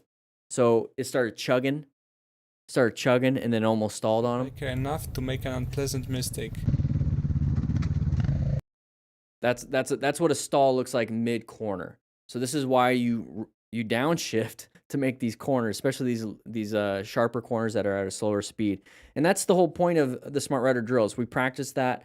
We basically do it in first or second gear, whatever you want. You can actually switch gears. You can shift in a second, if third, or if you'd want to try it. But it's all parking lot practice. It's all slow speed stuff, so you get an understanding of what your bike can do in what gear. And you're typically in first or second gear. If you want to try third gear, try it. But that right there is a good explanation on that. So you stall. If you stall on the slow speed stuff. And then right here with the Smart Rider drills, you get a downloadable PDF that you can actually put it on your phone and start practicing your drills. You set up the cones once, you never have to change them. You just do the different drills. That would have helped there. Pretty simple turn, right? Here we go, cruising. Nice little road with no centerline stripe, so be careful with anybody coming out in the lane. There's somebody turning left in front of you. Not a big deal. Good job with the braking. Handled it. Moving on. Handled it real well. All right, watch out. Lots of pedestrians. You don't have to go. You can let people go, and then you can accelerate out of it and go. You just keep modulating your speed. All right. You don't have to pass them. They're slowing down. There was pedestrians. Now they're like, what's going on? Yeah, they have a lane to go into, but yeah, somebody that's just not all there. You don't have to be saying stuff like this. Just let them go. Oh, here we go. Getting some gas. So it was about $5 and $1.99. Okay, getting some gas. I like to be off the bike when I'm filling it up. Because now you're balancing the bike and trying to... Hey, it's at QT. Getting himself a Might pizza. seem like a funny situation, but it could end in a really terrible way. Oh, it locked in. Oh, no. Oh, no. Oh, stupid. I know what's that happened. Gimme. So that right there, this right there is why I don't want anybody filling their gas tank sitting on it. Okay, I'm gonna explain it. I'm doing too much here. Okay, for one, you're balancing the bike. Okay, if you're a new rider or any type of rider, just listen. You're balancing the bike with your legs. Okay, so now you're using some brain power to balance the bike. Okay, cool, not a big deal. And I know why people do it. They want to do it because the bike is vertical, so you get the most gas inside your vehicle because now it's straight. Because if it's off on an angle on the side stand, you get a little bit less. Not a big deal. Whatever. Just fill up again. Anyways, we're balancing the bike. Now we're on top of it, trying to control the gas gun. Basically, we're trying to control it while balancing the bike. And if anything happens, if something like this happens, and your bike is red hot because you've been riding for a while, you're gonna fill up at the very end of the ride. Your exhaust is hot. Your engine is hot. It doesn't take much for hydrocarbons like gasoline to get to that upper flammable limit or even the lower flammable limit where the moment the vapors get too hot, they combust. It's the vapors. It's not the actual liquid that combusts. It's the liquid off-gassing into vapors that actually catch fire. It's called pyrolysis. So we're getting to the point here where if we're on the bike, it's hot, we're stuck straddling the bike, we get gas coming out off the sides like this. In a really terrible way. No. Any vapor that touches or gets close enough and it hits that lower flammable limit on your bike because your bike is hot, guess what happens here? You catch fire. And you're straddling the bike and it caught fire. You can't escape quick enough. Now you have gas all over yourself and now you're going to off gas. So gasoline, you're going to off gas and you're going to have now flames all over you. So what should he do now? Wait till it evaporates and not turn it on? I mean, it's going to evaporate. It's going to do that, but I would try my best to wipe as much as possible. The bike's already hot. So turning it on is just going to maintain the heat. At this point, try your best to wash your bike as much as you can, or just kind of sit and eat a QT pizza and wait. I would wait a little bit. But we're gonna have to clean this up. But what I want you guys to do, instead of sitting on your bike and pumping the gas that way, I want you to put your bike on its side stand off to the side, look in and control the nozzle with both hands, not just one, because you're trying to balance it when you're sitting on it. Control with one, and don't put it on the auto lock. Just go ahead and pump the gas, turn it off, look inside, see how full we are. Okay, a little bit more. Okay, a little bit more. Okay, a little bit more. Oh, we're good. Close it off, put it away. We're not on the bike because if something happens, we can run away. Oh, stupid. I know it's like. Now he's covered in gas. Gimme. Bueno. The music. So, what happened is that as I was filming this, I was trying to get it to stop, but then this latch. So at this point, get off the bike. I would roll it into a parking spot, and I would tell the people in QT, hey, I spilled a lot of gas. That's where I'd go. Got stuck. Alright, I'm about full tank of gas. Yeah, you got a full tank. Okay, we're just gonna... My carbon fiber too, man. Alright, fine towel. Slippery. Ah, that'll work. Okay, here we go. Slicks 46.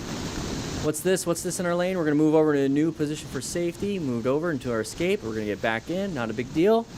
Good job. All right, here we go. Going around a blind corner. Oh, somebody's peeking out. Somebody's peeking out. Good job moving over to a new position for safety. All right, what do we got here? Nice little camera view. Turned to look for traffic. Thought it was clear. Okay. There's a lot of traffic coming. Looks like it's a merge area. We're gonna have to get with the flow of traffic as quick as possible. Oh, very close. So, in that situation, what are the 3 things that we can do? Emergency swerve, brake, and accelerate, right? So imagine trying to brake. Now we brake and we get hit. Now we try to swerve. We can swerve into the open lane, possibly, over here.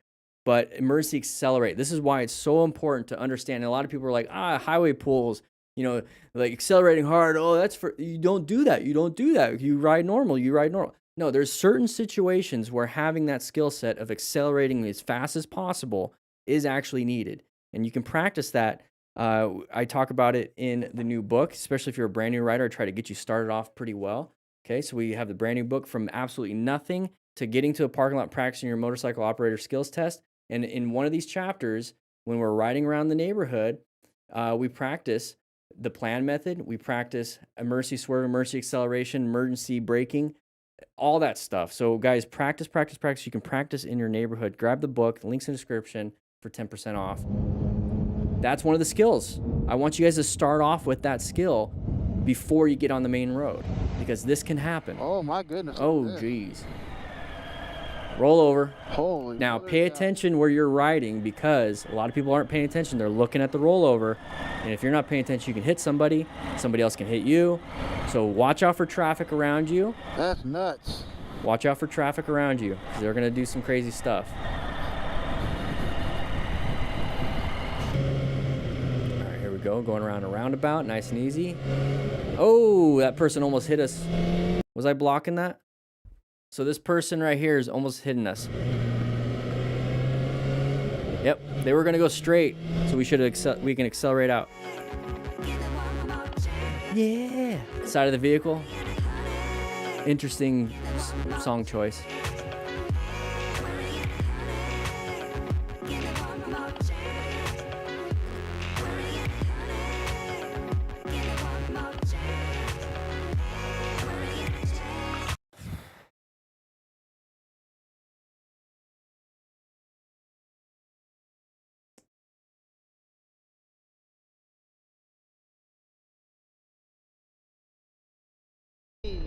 Here we go.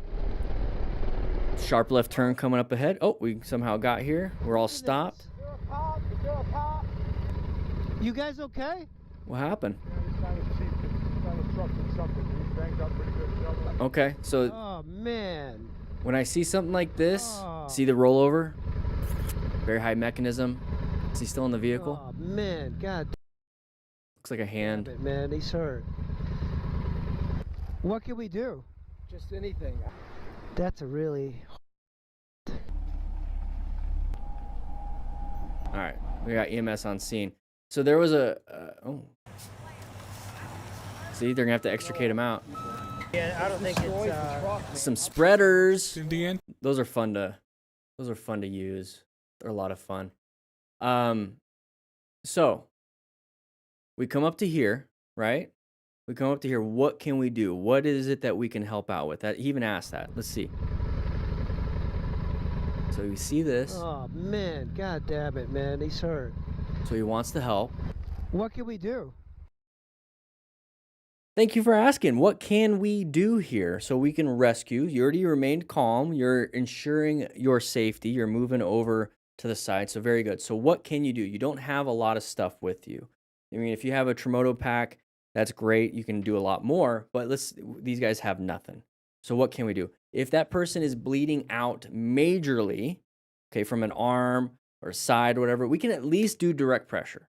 We can at least do that. So always carry some nitrile gloves. Always carry some gloves just in case you don't get blood all over your hands. That's not fun. You don't know what they have in their blood and any bloodborne pathogens. So you can at least do direct pressure. Now, if you have an actual kit, so you have a tourniquet like this, you can actually do, and you can apply a tourniquet. You can pack the wound if you know how to do that. So all the stop major bleed stuff, that's a skill set you learn from Stop the Bleed. It's a nice course. It's a fun course. It's put on in the United States. So check it out. It's very cheap or free. You get to learn quite a bit. So what can you do? Also help direct traffic, do anything, because there's no EMS on scene yet. So nobody with skills are there yet. So another thing you can do is did somebody call 911? You'd be surprised. A lot of people standing around might not have called 911. You might be the first person to even ask that question or be the first person to actually do it. So call 911 at minimum. So make sure you do that. Anything.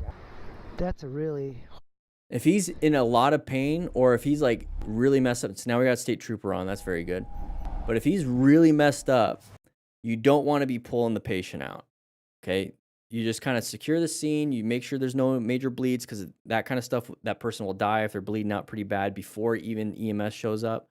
You won't be able to get him out, but if he's bleeding from, let's say, the right leg, okay, the right leg, you can get in on that passenger side and put direct pressure on that right leg. You might even put your knee on his right leg so you can use your weight for direct pressure. You can do something to stop any major bleeds, but you're not going to be able to pull them out. You're not going to be able to do surgery on them. You're not able to do any of that stuff, but at least stop the major bleeds until they show up and then they can start doing their own stuff. That's something you can do. Yeah, it's a lot of fun doing that. Thanks for watching till the Oh, you're welcome, MotoStars. Thank you. I appreciate that. So, guys, grab yourself a slice of pizza.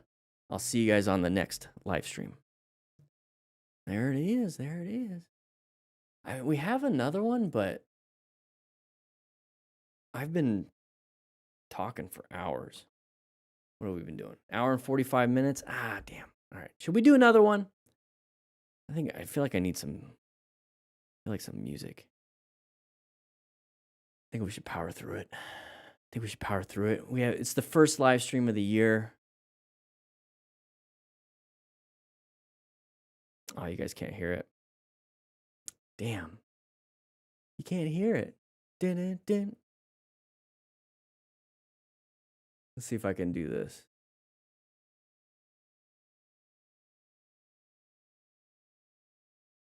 That's why.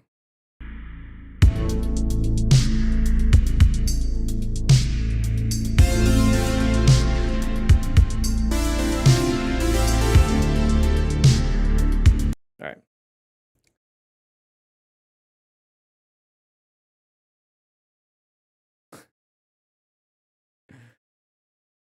Let's do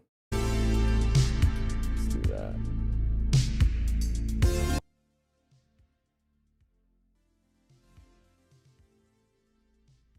You guys can't hear it now. Damn it. All right. Where's the ninjas? Teenage Mutant Ninja Turtles? We're going to get rid of that. We don't need that. All right. All right. So let's do it. You want to do another one? We will do another one. We have 105 people in class. You only get a slice of pizza if you hit that like button. So hit that like button. Let's get it closer to 100, and then we'll start. How's everybody doing today? We got more people in class right now. Write something in the comment. I know you guys are lurking. You guys are sitting in the back of class. What are you guys up to this week? We're gonna start here once we get to those likes. What are you guys up to? Write in the comments if it's your first time. That's nice to see you. It's nice to see you. Say something. Say hi. How's everybody doing? You're not in the right channel. I was skiing yesterday, and I'm going back tomorrow on Friday. Hog Rider, how you doing? You getting over the sickness? You feeling better? Feeling better? Going skiing opens up the nasal passages, a little bit of cold air inside your lungs. A little bit of moisture, though. So be careful with that. Wear a nice little balaclava, nice little face mask. Covering with frozen slush, just dreaming of riding. Very nice. Very nice. 84 of you hit that like button. Let's see if we can hit to 100. We'll start. If we hit 100 in the next 27 seconds, we'll go ahead and go into this one. First time at a live class, don't know how this chat works. I'm getting old. Good to see you, Sibo Gorges. I think that's how you say it. First time in live class. Yeah, how did you get here? Let's go ahead and do some chatting with the community here. How'd you get here? Was it a YouTube short, YouTube video? Like, what was it? What got you here? And that's the thing is I do a live stream. I'm put it on my schedule every Tuesday at 11 a.m. I'm gonna have to make it every Tuesday at 11 a.m. We gotta do it. We're gonna do it. It's on my schedule. Eating my dinner while coding a game. Ooh, what game, Spidey? What kind of game? Been subscribed forever. It's first live I've caught. Nice. Randomly on YouTube. That's how I always find these. Hey, Doogie Fresh, do you ride? Do you ride Doogie Fresh? It'd be interesting to chat with you guys, see what you guys are up to. 1 degree Fahrenheit forecast? What? Where are you living? Moto Gaga? What do you think about the tire age? I've heard anything from 4 to 10 years to replace them. Mine look good and feel soft at 6 years old. Just thinking about it. Usually, like, when I think of age of tires, it just tells me, hey, there's a probability something is going to happen. Now, what is that something? That something is dry rot on the side. That's a big one. Because if you start having dry rot on the side, even at 1 year old, that's not good. But if it's a 10-year-old tire, pretty close to that. If it seems good and it's soft, it's probably fine. If it's been ridden a while, that's probably fine. I mainly look for tire tread because usually at 6 years, tire tread starts going down, right? If you've been riding it for a while. Tire tread. Sidewall damage like dry rot or any type of cracking. That's when it's like, it doesn't feel safe. Doesn't feel safe. I don't trust. Once I get to the point where I don't trust something, like on the bike or in the car, it's like it needs to be fixed. I need to be fully confident what I'm riding is going to be good, because I don't want to be riding and focusing on dangers and hazards, and then now I'm thinking my bike is a hazard. Then I shouldn't be on the bike because there's nothing I can do about that. If I'm trying to emergency accelerate out of a spot and my tires are destroyed and like no tread, well, then I can't trust my bike to get myself out of that spot. Or if I need to do a really good emergency braking and I have it's like bald on the front tire, I can't trust my tire. And it's not just tires, it's my brakes. What about, my steering column, or my handlebars? Is everything tight? Is everything good? Have I been leaking oil? My chain is messed up? That's why maintenance is so important when it comes to planning a ride too. So I wouldn't worry too much about the age. It's just a good indicator that I'm probably getting closer towards the end of life of it. I'm going to keep an eye on it. And if it's still doing fine, but I'm keeping an eye. It's kind of like having an old dog. It's like I'm going to pay more attention to the health of it as it's aging, because I'm going to start seeing trends in where things are going. It's just going to let me know I need to start paying more attention. And if you want pure confidence, get yourself a set of new tires. Boom, you never have to think about it. I get it. It's going to cost a little bit, but I prefer comfort and confidence over my money. Like I pay, it's the only thing I spend my money on. I pay and I spend money on peace. I don't spend it on excitement. For the most part, I spend it on having a piece of what's going on. Perfect, Liam. That's exactly what we're gonna spend some time. We got 10 more likes to get going. We got 93. We're losing people. That's fine. We're having great conversation. That's the whole point of the live streams. I can't do this with you guys on just videos, right?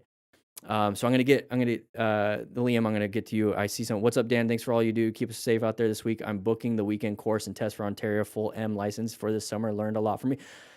Good job, everyone in the chat. If you're a member, you get a nice little biker wave. He's not a biker yet, but he's gonna get one. There's that in the chat. So if you're a member, give him a biker wave. 5H1N3. Oh, you sound like a flu virus, but good job getting yourself a class, and you're gonna do well. Just take it nice and easy, and just chill. Be confident. Remember, you're in a learning experience, so it's okay if you mess up, you do some stupid stuff, you make a mistake. If you make a mistake, what is it that you can do on the next exercise? What is it that you can do on the next thing that you can improve on just 1%, 1%, 1%, 1%, 1%? And you're going to have a great feeling when it clicks. And you're like, yeah, and the coaches love that. All right. So best response I've heard, thank you. I check them and check pressure every ride. So that right there, I want to point out, is that the simple fact that you're focusing and checking on it. So you check today. Okay, cool. Everything looks fine. Check tomorrow. Everything looks fine. Next day, next time you write, the one time you check it, because you have the habit, and you check it, and you're like, oh, I have a nail. Oh, I have some cracking on the side. Oh, I'm running low on tread. But you'll never see that if you don't check it every ride, and that's part of the safety checklist. The T on the safety checklist is tires and everything else for me. I have my own checklist. State of mind and a few other things. But that right there, you get in the habit of checking and checking. You'll find trends. You'll find the issue. If you never check, you're never going to find the issue. So keep doing what you're doing. Watch dozens of my videos. First bike arrives next week. Scimitar. Nice. 1987. Were you born in 87? You 38? You like me? You're 38 years old, first time on your first bike? Dude, better late than never. Better late than never. Hey, 67 isn't over. we got Hog right. Hey, welcome. CBO Gorgeous. I'm just going to call you Gorgeous. Welcome, Gorgeous. Or Jorges. That's the new one. You're Jorges now. Yeah, 38. Shotgun 650. What is that? What is that? We're gonna jump in. We got 90 likes. Let's get 100 likes and we'll get started on this next video. It's the last video. What was it? Shotgun 650. Oh, I didn't even know. It's a Royal Enfield?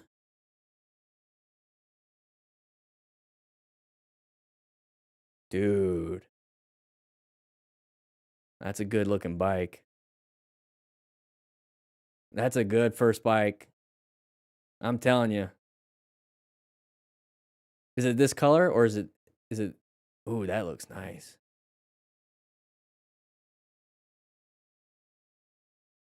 That's a good bike. That's what you're going to look like? That's what you're going to look like on, you got gray? Is that gray?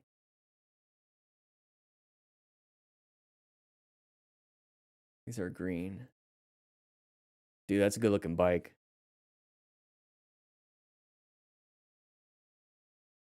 That's a good looking bike. Did you get gear? Do you have gear? Gosh, look at that thing. Dude, good choice. And it's a 650, so it's not going to be so powerful enough that you're never going to get out of third gear. It's also powerful enough to ride at higher speeds. It's low enough in CC to where slow speed stuff is going to be pretty easy. Because you're not fighting the bike because the bike wants to go faster because of the engine size. So that's an amazing bike. I wonder what the seat height is. I'll look into it after the fact. But dude, grab a Smart Rider Drills if you're just now starting. I mean, if you want to learn how to ride, there's this. But the Smart Rider Drills. So what you get, so it's 10 cones. I show you how. So it's a QR code to set it up. And you only have to set the cones up once, and you can do a bunch of different drills. See what you can do on that bike. Grab it. There's a link. There's a live stream only discount. It's going to end in 3 hours. It's 20% off. It's only for live streamer or people in the chat that are on the live stream. So you might want to check it out. Every other time, it's 10% off. But you get the digital version with it, or you can just get the straight digital version. You don't need to get the physical booklet. You can put it on your phone mount on your bike if you have one, and you can just have it sitting right there. And so like you're riding, and it's like sitting right there, and you're like, okay, what's the next drill, right? Okay, cool. I just have to go around here. Cool. And each one has a QR code, and you click it, and I show you how to do it.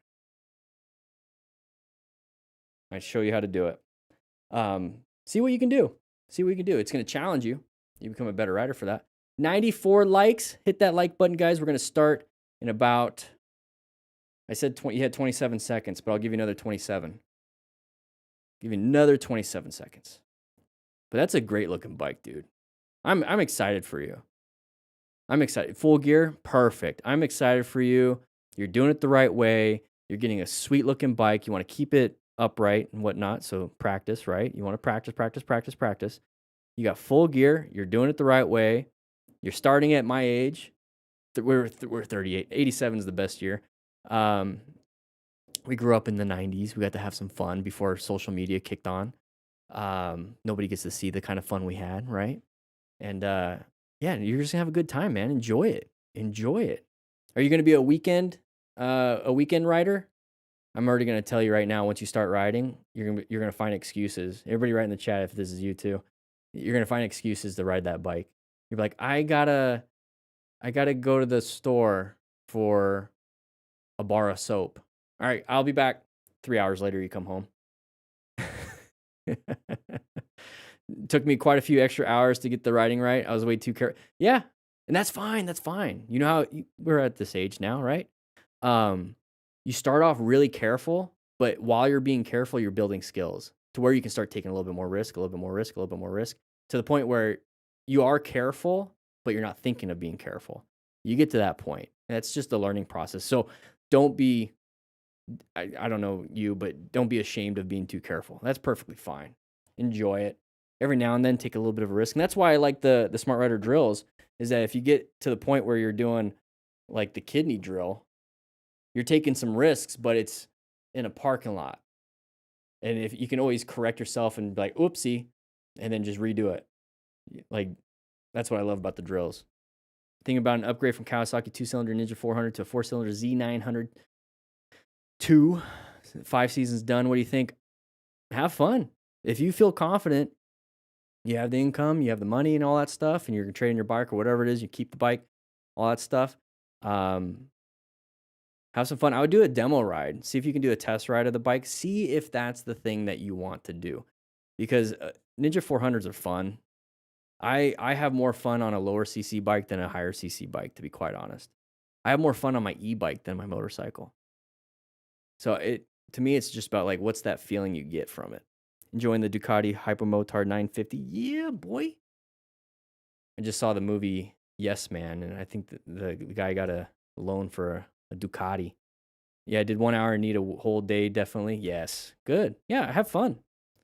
Grab what you want. Enjoy. If you enjoy it more, better. I just don't like having a payment. I just like not having a payment. Been a while since I've watched you last. Nice. How you doing, Red? We're going to get started.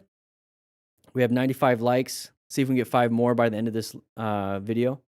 Yeah, lower CC is definitely more playful. I've always enjoyed that. All right, let's take a look at the intro. Okay, we got one. Ooh. Oh, no. The bike, whatever. But that person just... So there's the tree branch. We hit it. It looks like we're in a car.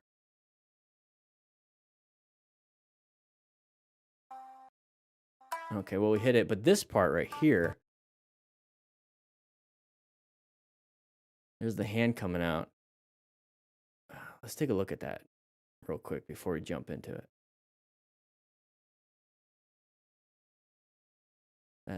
That looks like it.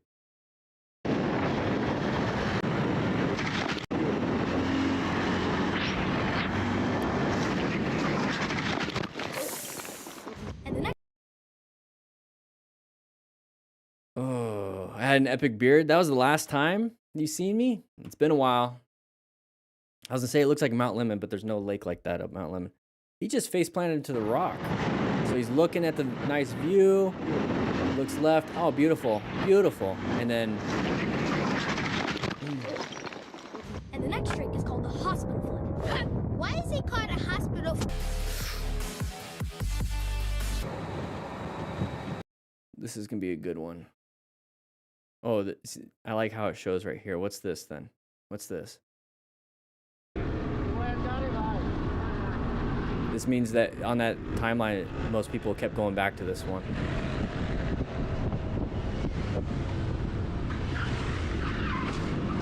Oh. The voiceover is pretty funny. What's the hospital flip?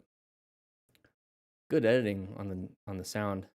All right, we got that. That's a pretty good one. All right, where are we at? 96 likes. Ah, all right. 4 more likes. You don't get a slice of pizza unless you hit that like button, guys. Let's go ahead and jump into this one. 3, 2, 1. Boing. All right, we got a biker rear-ended by his friend. All right, and that somebody went into the wall. Let's take a look. We're going to do a nice little review of this. So we have a sharp left turn. Those are the chevrons. This is It's one sharp. of those nice It's a sharp left turn places because of the where speed that we're effect going. is It's not really too sharp, late to sharp. react. All right, so we're moving over to an open lane. That's why. Ooh, if that's all the damage that was happening, that's perfectly fine. I'd rather have just that than like, hey, look, I got a broken arm. All right. So why is this person there? So as soon as you see that, we're not even in the other lane yet. As soon as you see that, get back into your lane. Nice little mercy swerve. That's a locating a hazardous situation. That's an active threat. Let's get ourselves back into our lane. Just kind of went right into it.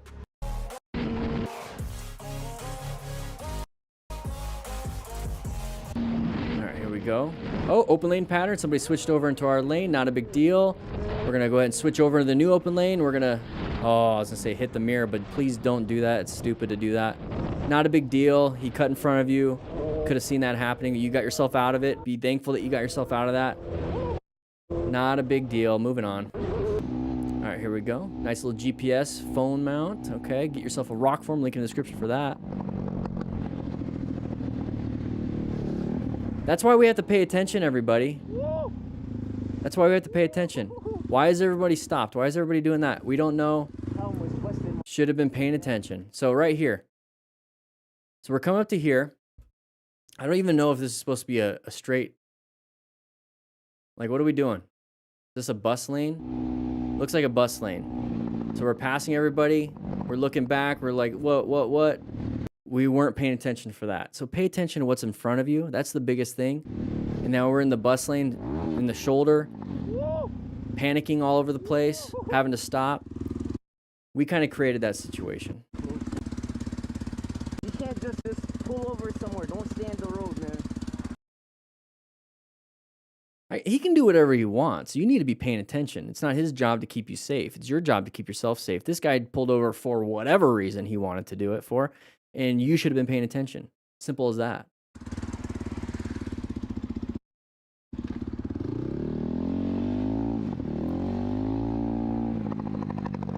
What? Okay. Here we go. Oh, drop the bike. Drop the bike. Not a big deal. It's not an emergency. You just go ahead and pick it back up. It's okay. Make fun of him for a little bit. Move on. Good job, Cool Breeze Rider. This is the third time it's gone down, so... Third time. I have an equally unpleasant situation that can spoil the ride, but this time caused by the driver. Okay. You're gonna die on that. No. They're so much fun. Thanks for that. Appreciate it. Hey, that's how you handle it. That's how you handle You it. had to say that. Yeah. Don't kill me. I literally did it. Yeah, is it a threat? Hey, you're gonna die on that. Are you gonna hit me? Are you gonna kill me? You're scaring me, lady. Stoppy, and she said, you're gonna die on that thing. Thanks for that. All right, going around this nice little mountain. Love the view, just cruising. It'd be a shame if we crashed into the side of the mountain because we weren't paying attention. And the next trick is called the hospital. All right, here we go. Hospital flip. Hospital. Oh! Ooh, what happened there? What happened there? Oh, geez, that hurts. And the next trick is called the... So we're cruising around. We're passing people on the inside. Okay, whatever. That car decided to turn. Now, they probably weren't supposed to be turning from the far right lane, because we're looking at it at a different angle here. Far right lane to make that left-handed turn. Weren't supposed to be doing that. So what can we do? Not much. We can take that exit with them. That's pretty much it. We're going to swerve into the exit, and we're going to meet everybody else at the meeting spot later. Talk to each other in the car. I was like, hey, I'm taking this exit. The car cut me off. Massive impact, though. All right, here we go. Serious Dad. That's his name. Okay, what's going on?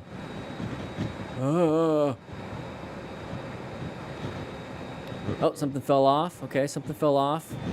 Let's go ahead and move over. Good job. Interesting thing to see. Yeah, here we got some music. So we're lane splitting. It looks as if this rider didn't keep the right distance and such weather conditions especially. Oh, is he gonna run into us? Is he gonna run into us? Is he gonna do it? Is he gonna do it? He's gonna do it. Are we gonna apply the brakes pretty hard and he's gonna... Oh, no. Just panicked. Had to lay her down. That's what laying it down looks like. So we're coming up to here and we're like, I'm gonna slam the front brake and lose traction on that front tire and dump the bike. We're gonna try to catch it with her leg. It's not gonna work. So what do we do instead? We do progressive brake pressure. We don't do this. We don't slam the front brake. We do progressive brake pressure and maintain a space cushion so we don't have this issue.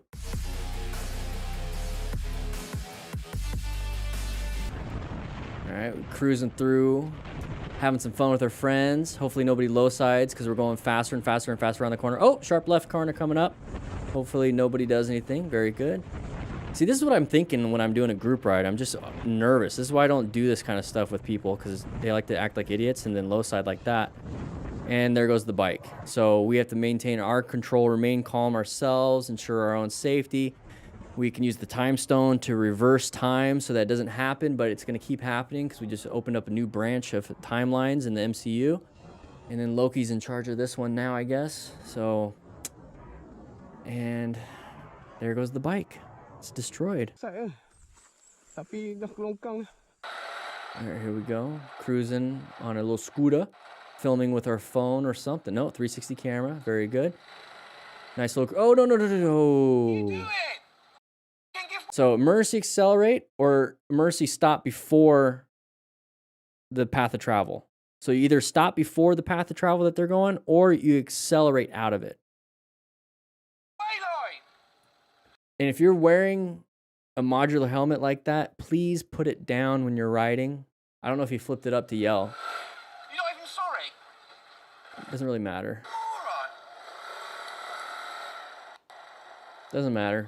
Move on. Yeah, all over the place. We're in our own lane. That's oncoming traffic. Of a friend was a huge experience. Sharp right turn coming up ahead. To the biker, but the same can be said. Looks like he's trying to get his attention. That's why you guys have cardos. Talk to each other. You don't have to get side by side and do hand signals. Grab yourself a cardo pack talk edge so you guys can chat with each other. Come. Why? He went down. See, that's why you can talk. So you went down on the crazy little roads in the corner. So planning your ride, locating hazardous situations. Corners are hazardous situations. You went down. How are we going to rescue now? So real quick, I would have somebody around that corner over there slowing traffic down.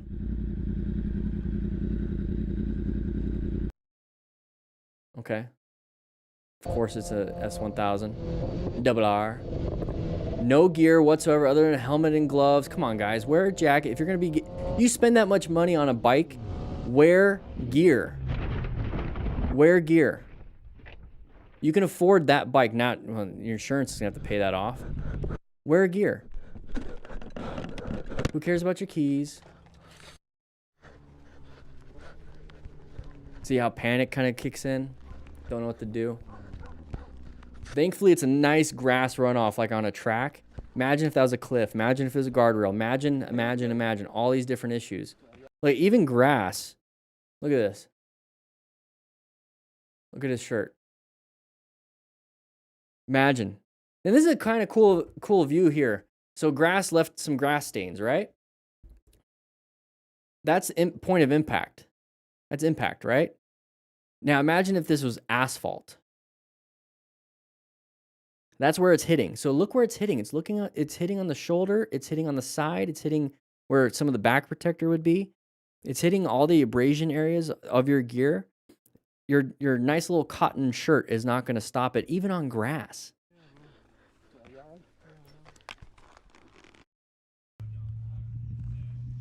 Yeah, if you can afford this bike, you can afford full gear. Yeah, let's get a nice little walk around. Today, we're looking at the BMW S1000RR after a low side crash in a corner. Take a look. Let's go ahead and do a bike review here. We have complete damage of the whole bike, and that's it. That's the review. Here we go. Nice little cruise with some friends. Hopefully nobody crashes into anybody else because vehicle stopped. We kind of saw this a little bit earlier.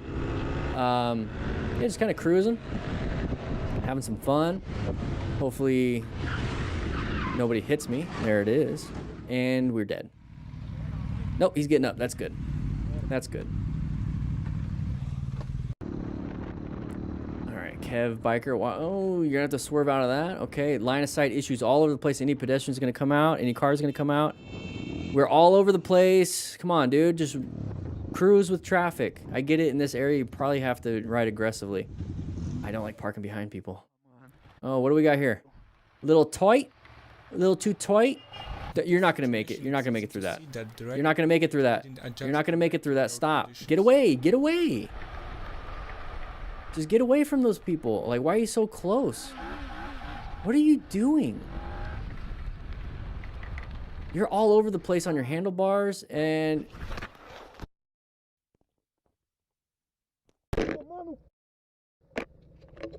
He's gonna blame everybody but himself. He's gonna blame everybody but himself. Alright, so somebody's pulling out. We're in a car. There's the motorcycle. Ooh, got lucky. Got very lucky. Barely even swerved. Don't ride like this, guys. Don't ride like this. Alright, engineering gone wrong. That's his name. Alright, so we're coming around the corner. Just kind of cruising. We have a merge area. Find a way to merge. That person's coming over because they want to probably get into the right lane. Not a big deal. What the heck was that all about? Oh, geez. No citation, all right? No citation. All right, just make sure you slow it down for me. I know these things. I'm there. I want one of these, so. Really? Yeah, it's cool. Nice cop. Sorry, bro.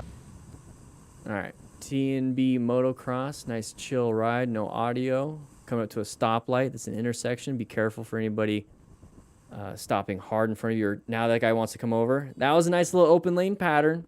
You guys see that? So we're coming up to here. That white vehicle wants to get into the right lane. This vehicle in the back doesn't want to be behind the white vehicle. But if I have to, I have to. You know, if I'm the car. But hey, look, I see an open spot. I'm going to go for it. I'm not even going to look. I'm not even going to look. I'm just going to do it. That's an open lane pattern. So we're coming up to here. This is an open lane. They already started, but this is an open lane pattern. So if you see something like this and the vehicle isn't completely stopped, always assume that they might want to come out. So you approach this nice and gentle, nice and easy to where you're able to swerve out of the way. You're able to brake. You're able to just kind of move a little bit and get away from that. So if you see that, be cautious because that can happen. Good job positioning all the way to the left. Get away from it. Not a big deal. Not a big deal. All right, here we go. Cruising, having some fun. Okay, somebody came out. Good job positioning to the other side. Handled it. All right, here we go. Nice little left turn. Is this person going to switch into your lane? Don't hang out in the blind spot. Drive and use your phone. Oh. We got a Karen, a male Karen. What are the male Karens called? Who cares? Just move on with your life. You have more problems in your life. You don't need to be solving others. Cruising. Oh, random car. Okay, let them have it. Whatever. Roll off the throttle to increase your space cushion. Let them have it. Whatever. They took it. You're not going to win that fight.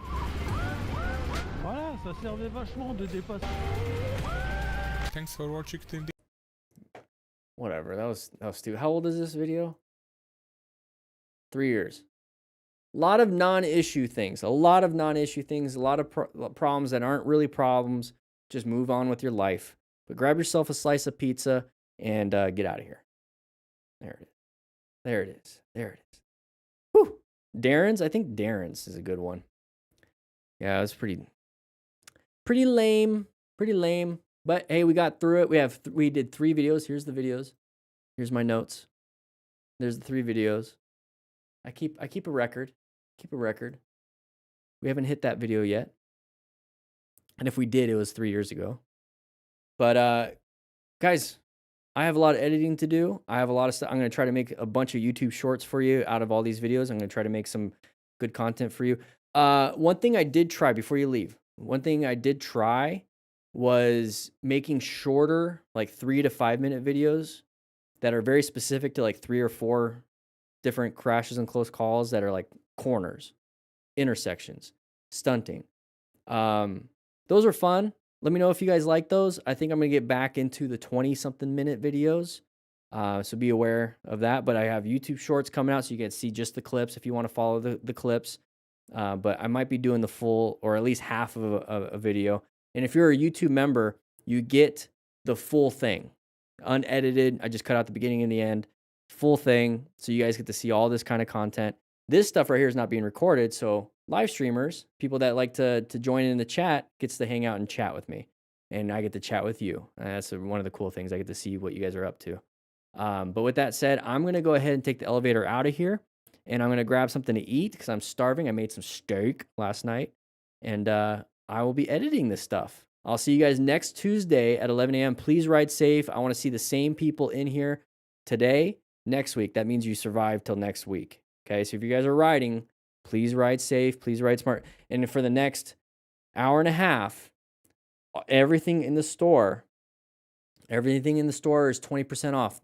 Click the link at the top of the chat. 20% off at 4 p.m. Mountain Standard Time, my time. The discount goes away and it'll come back next week. So grab something now. Other than that, it's 10% off throughout the week. But I'll be seeing you guys later.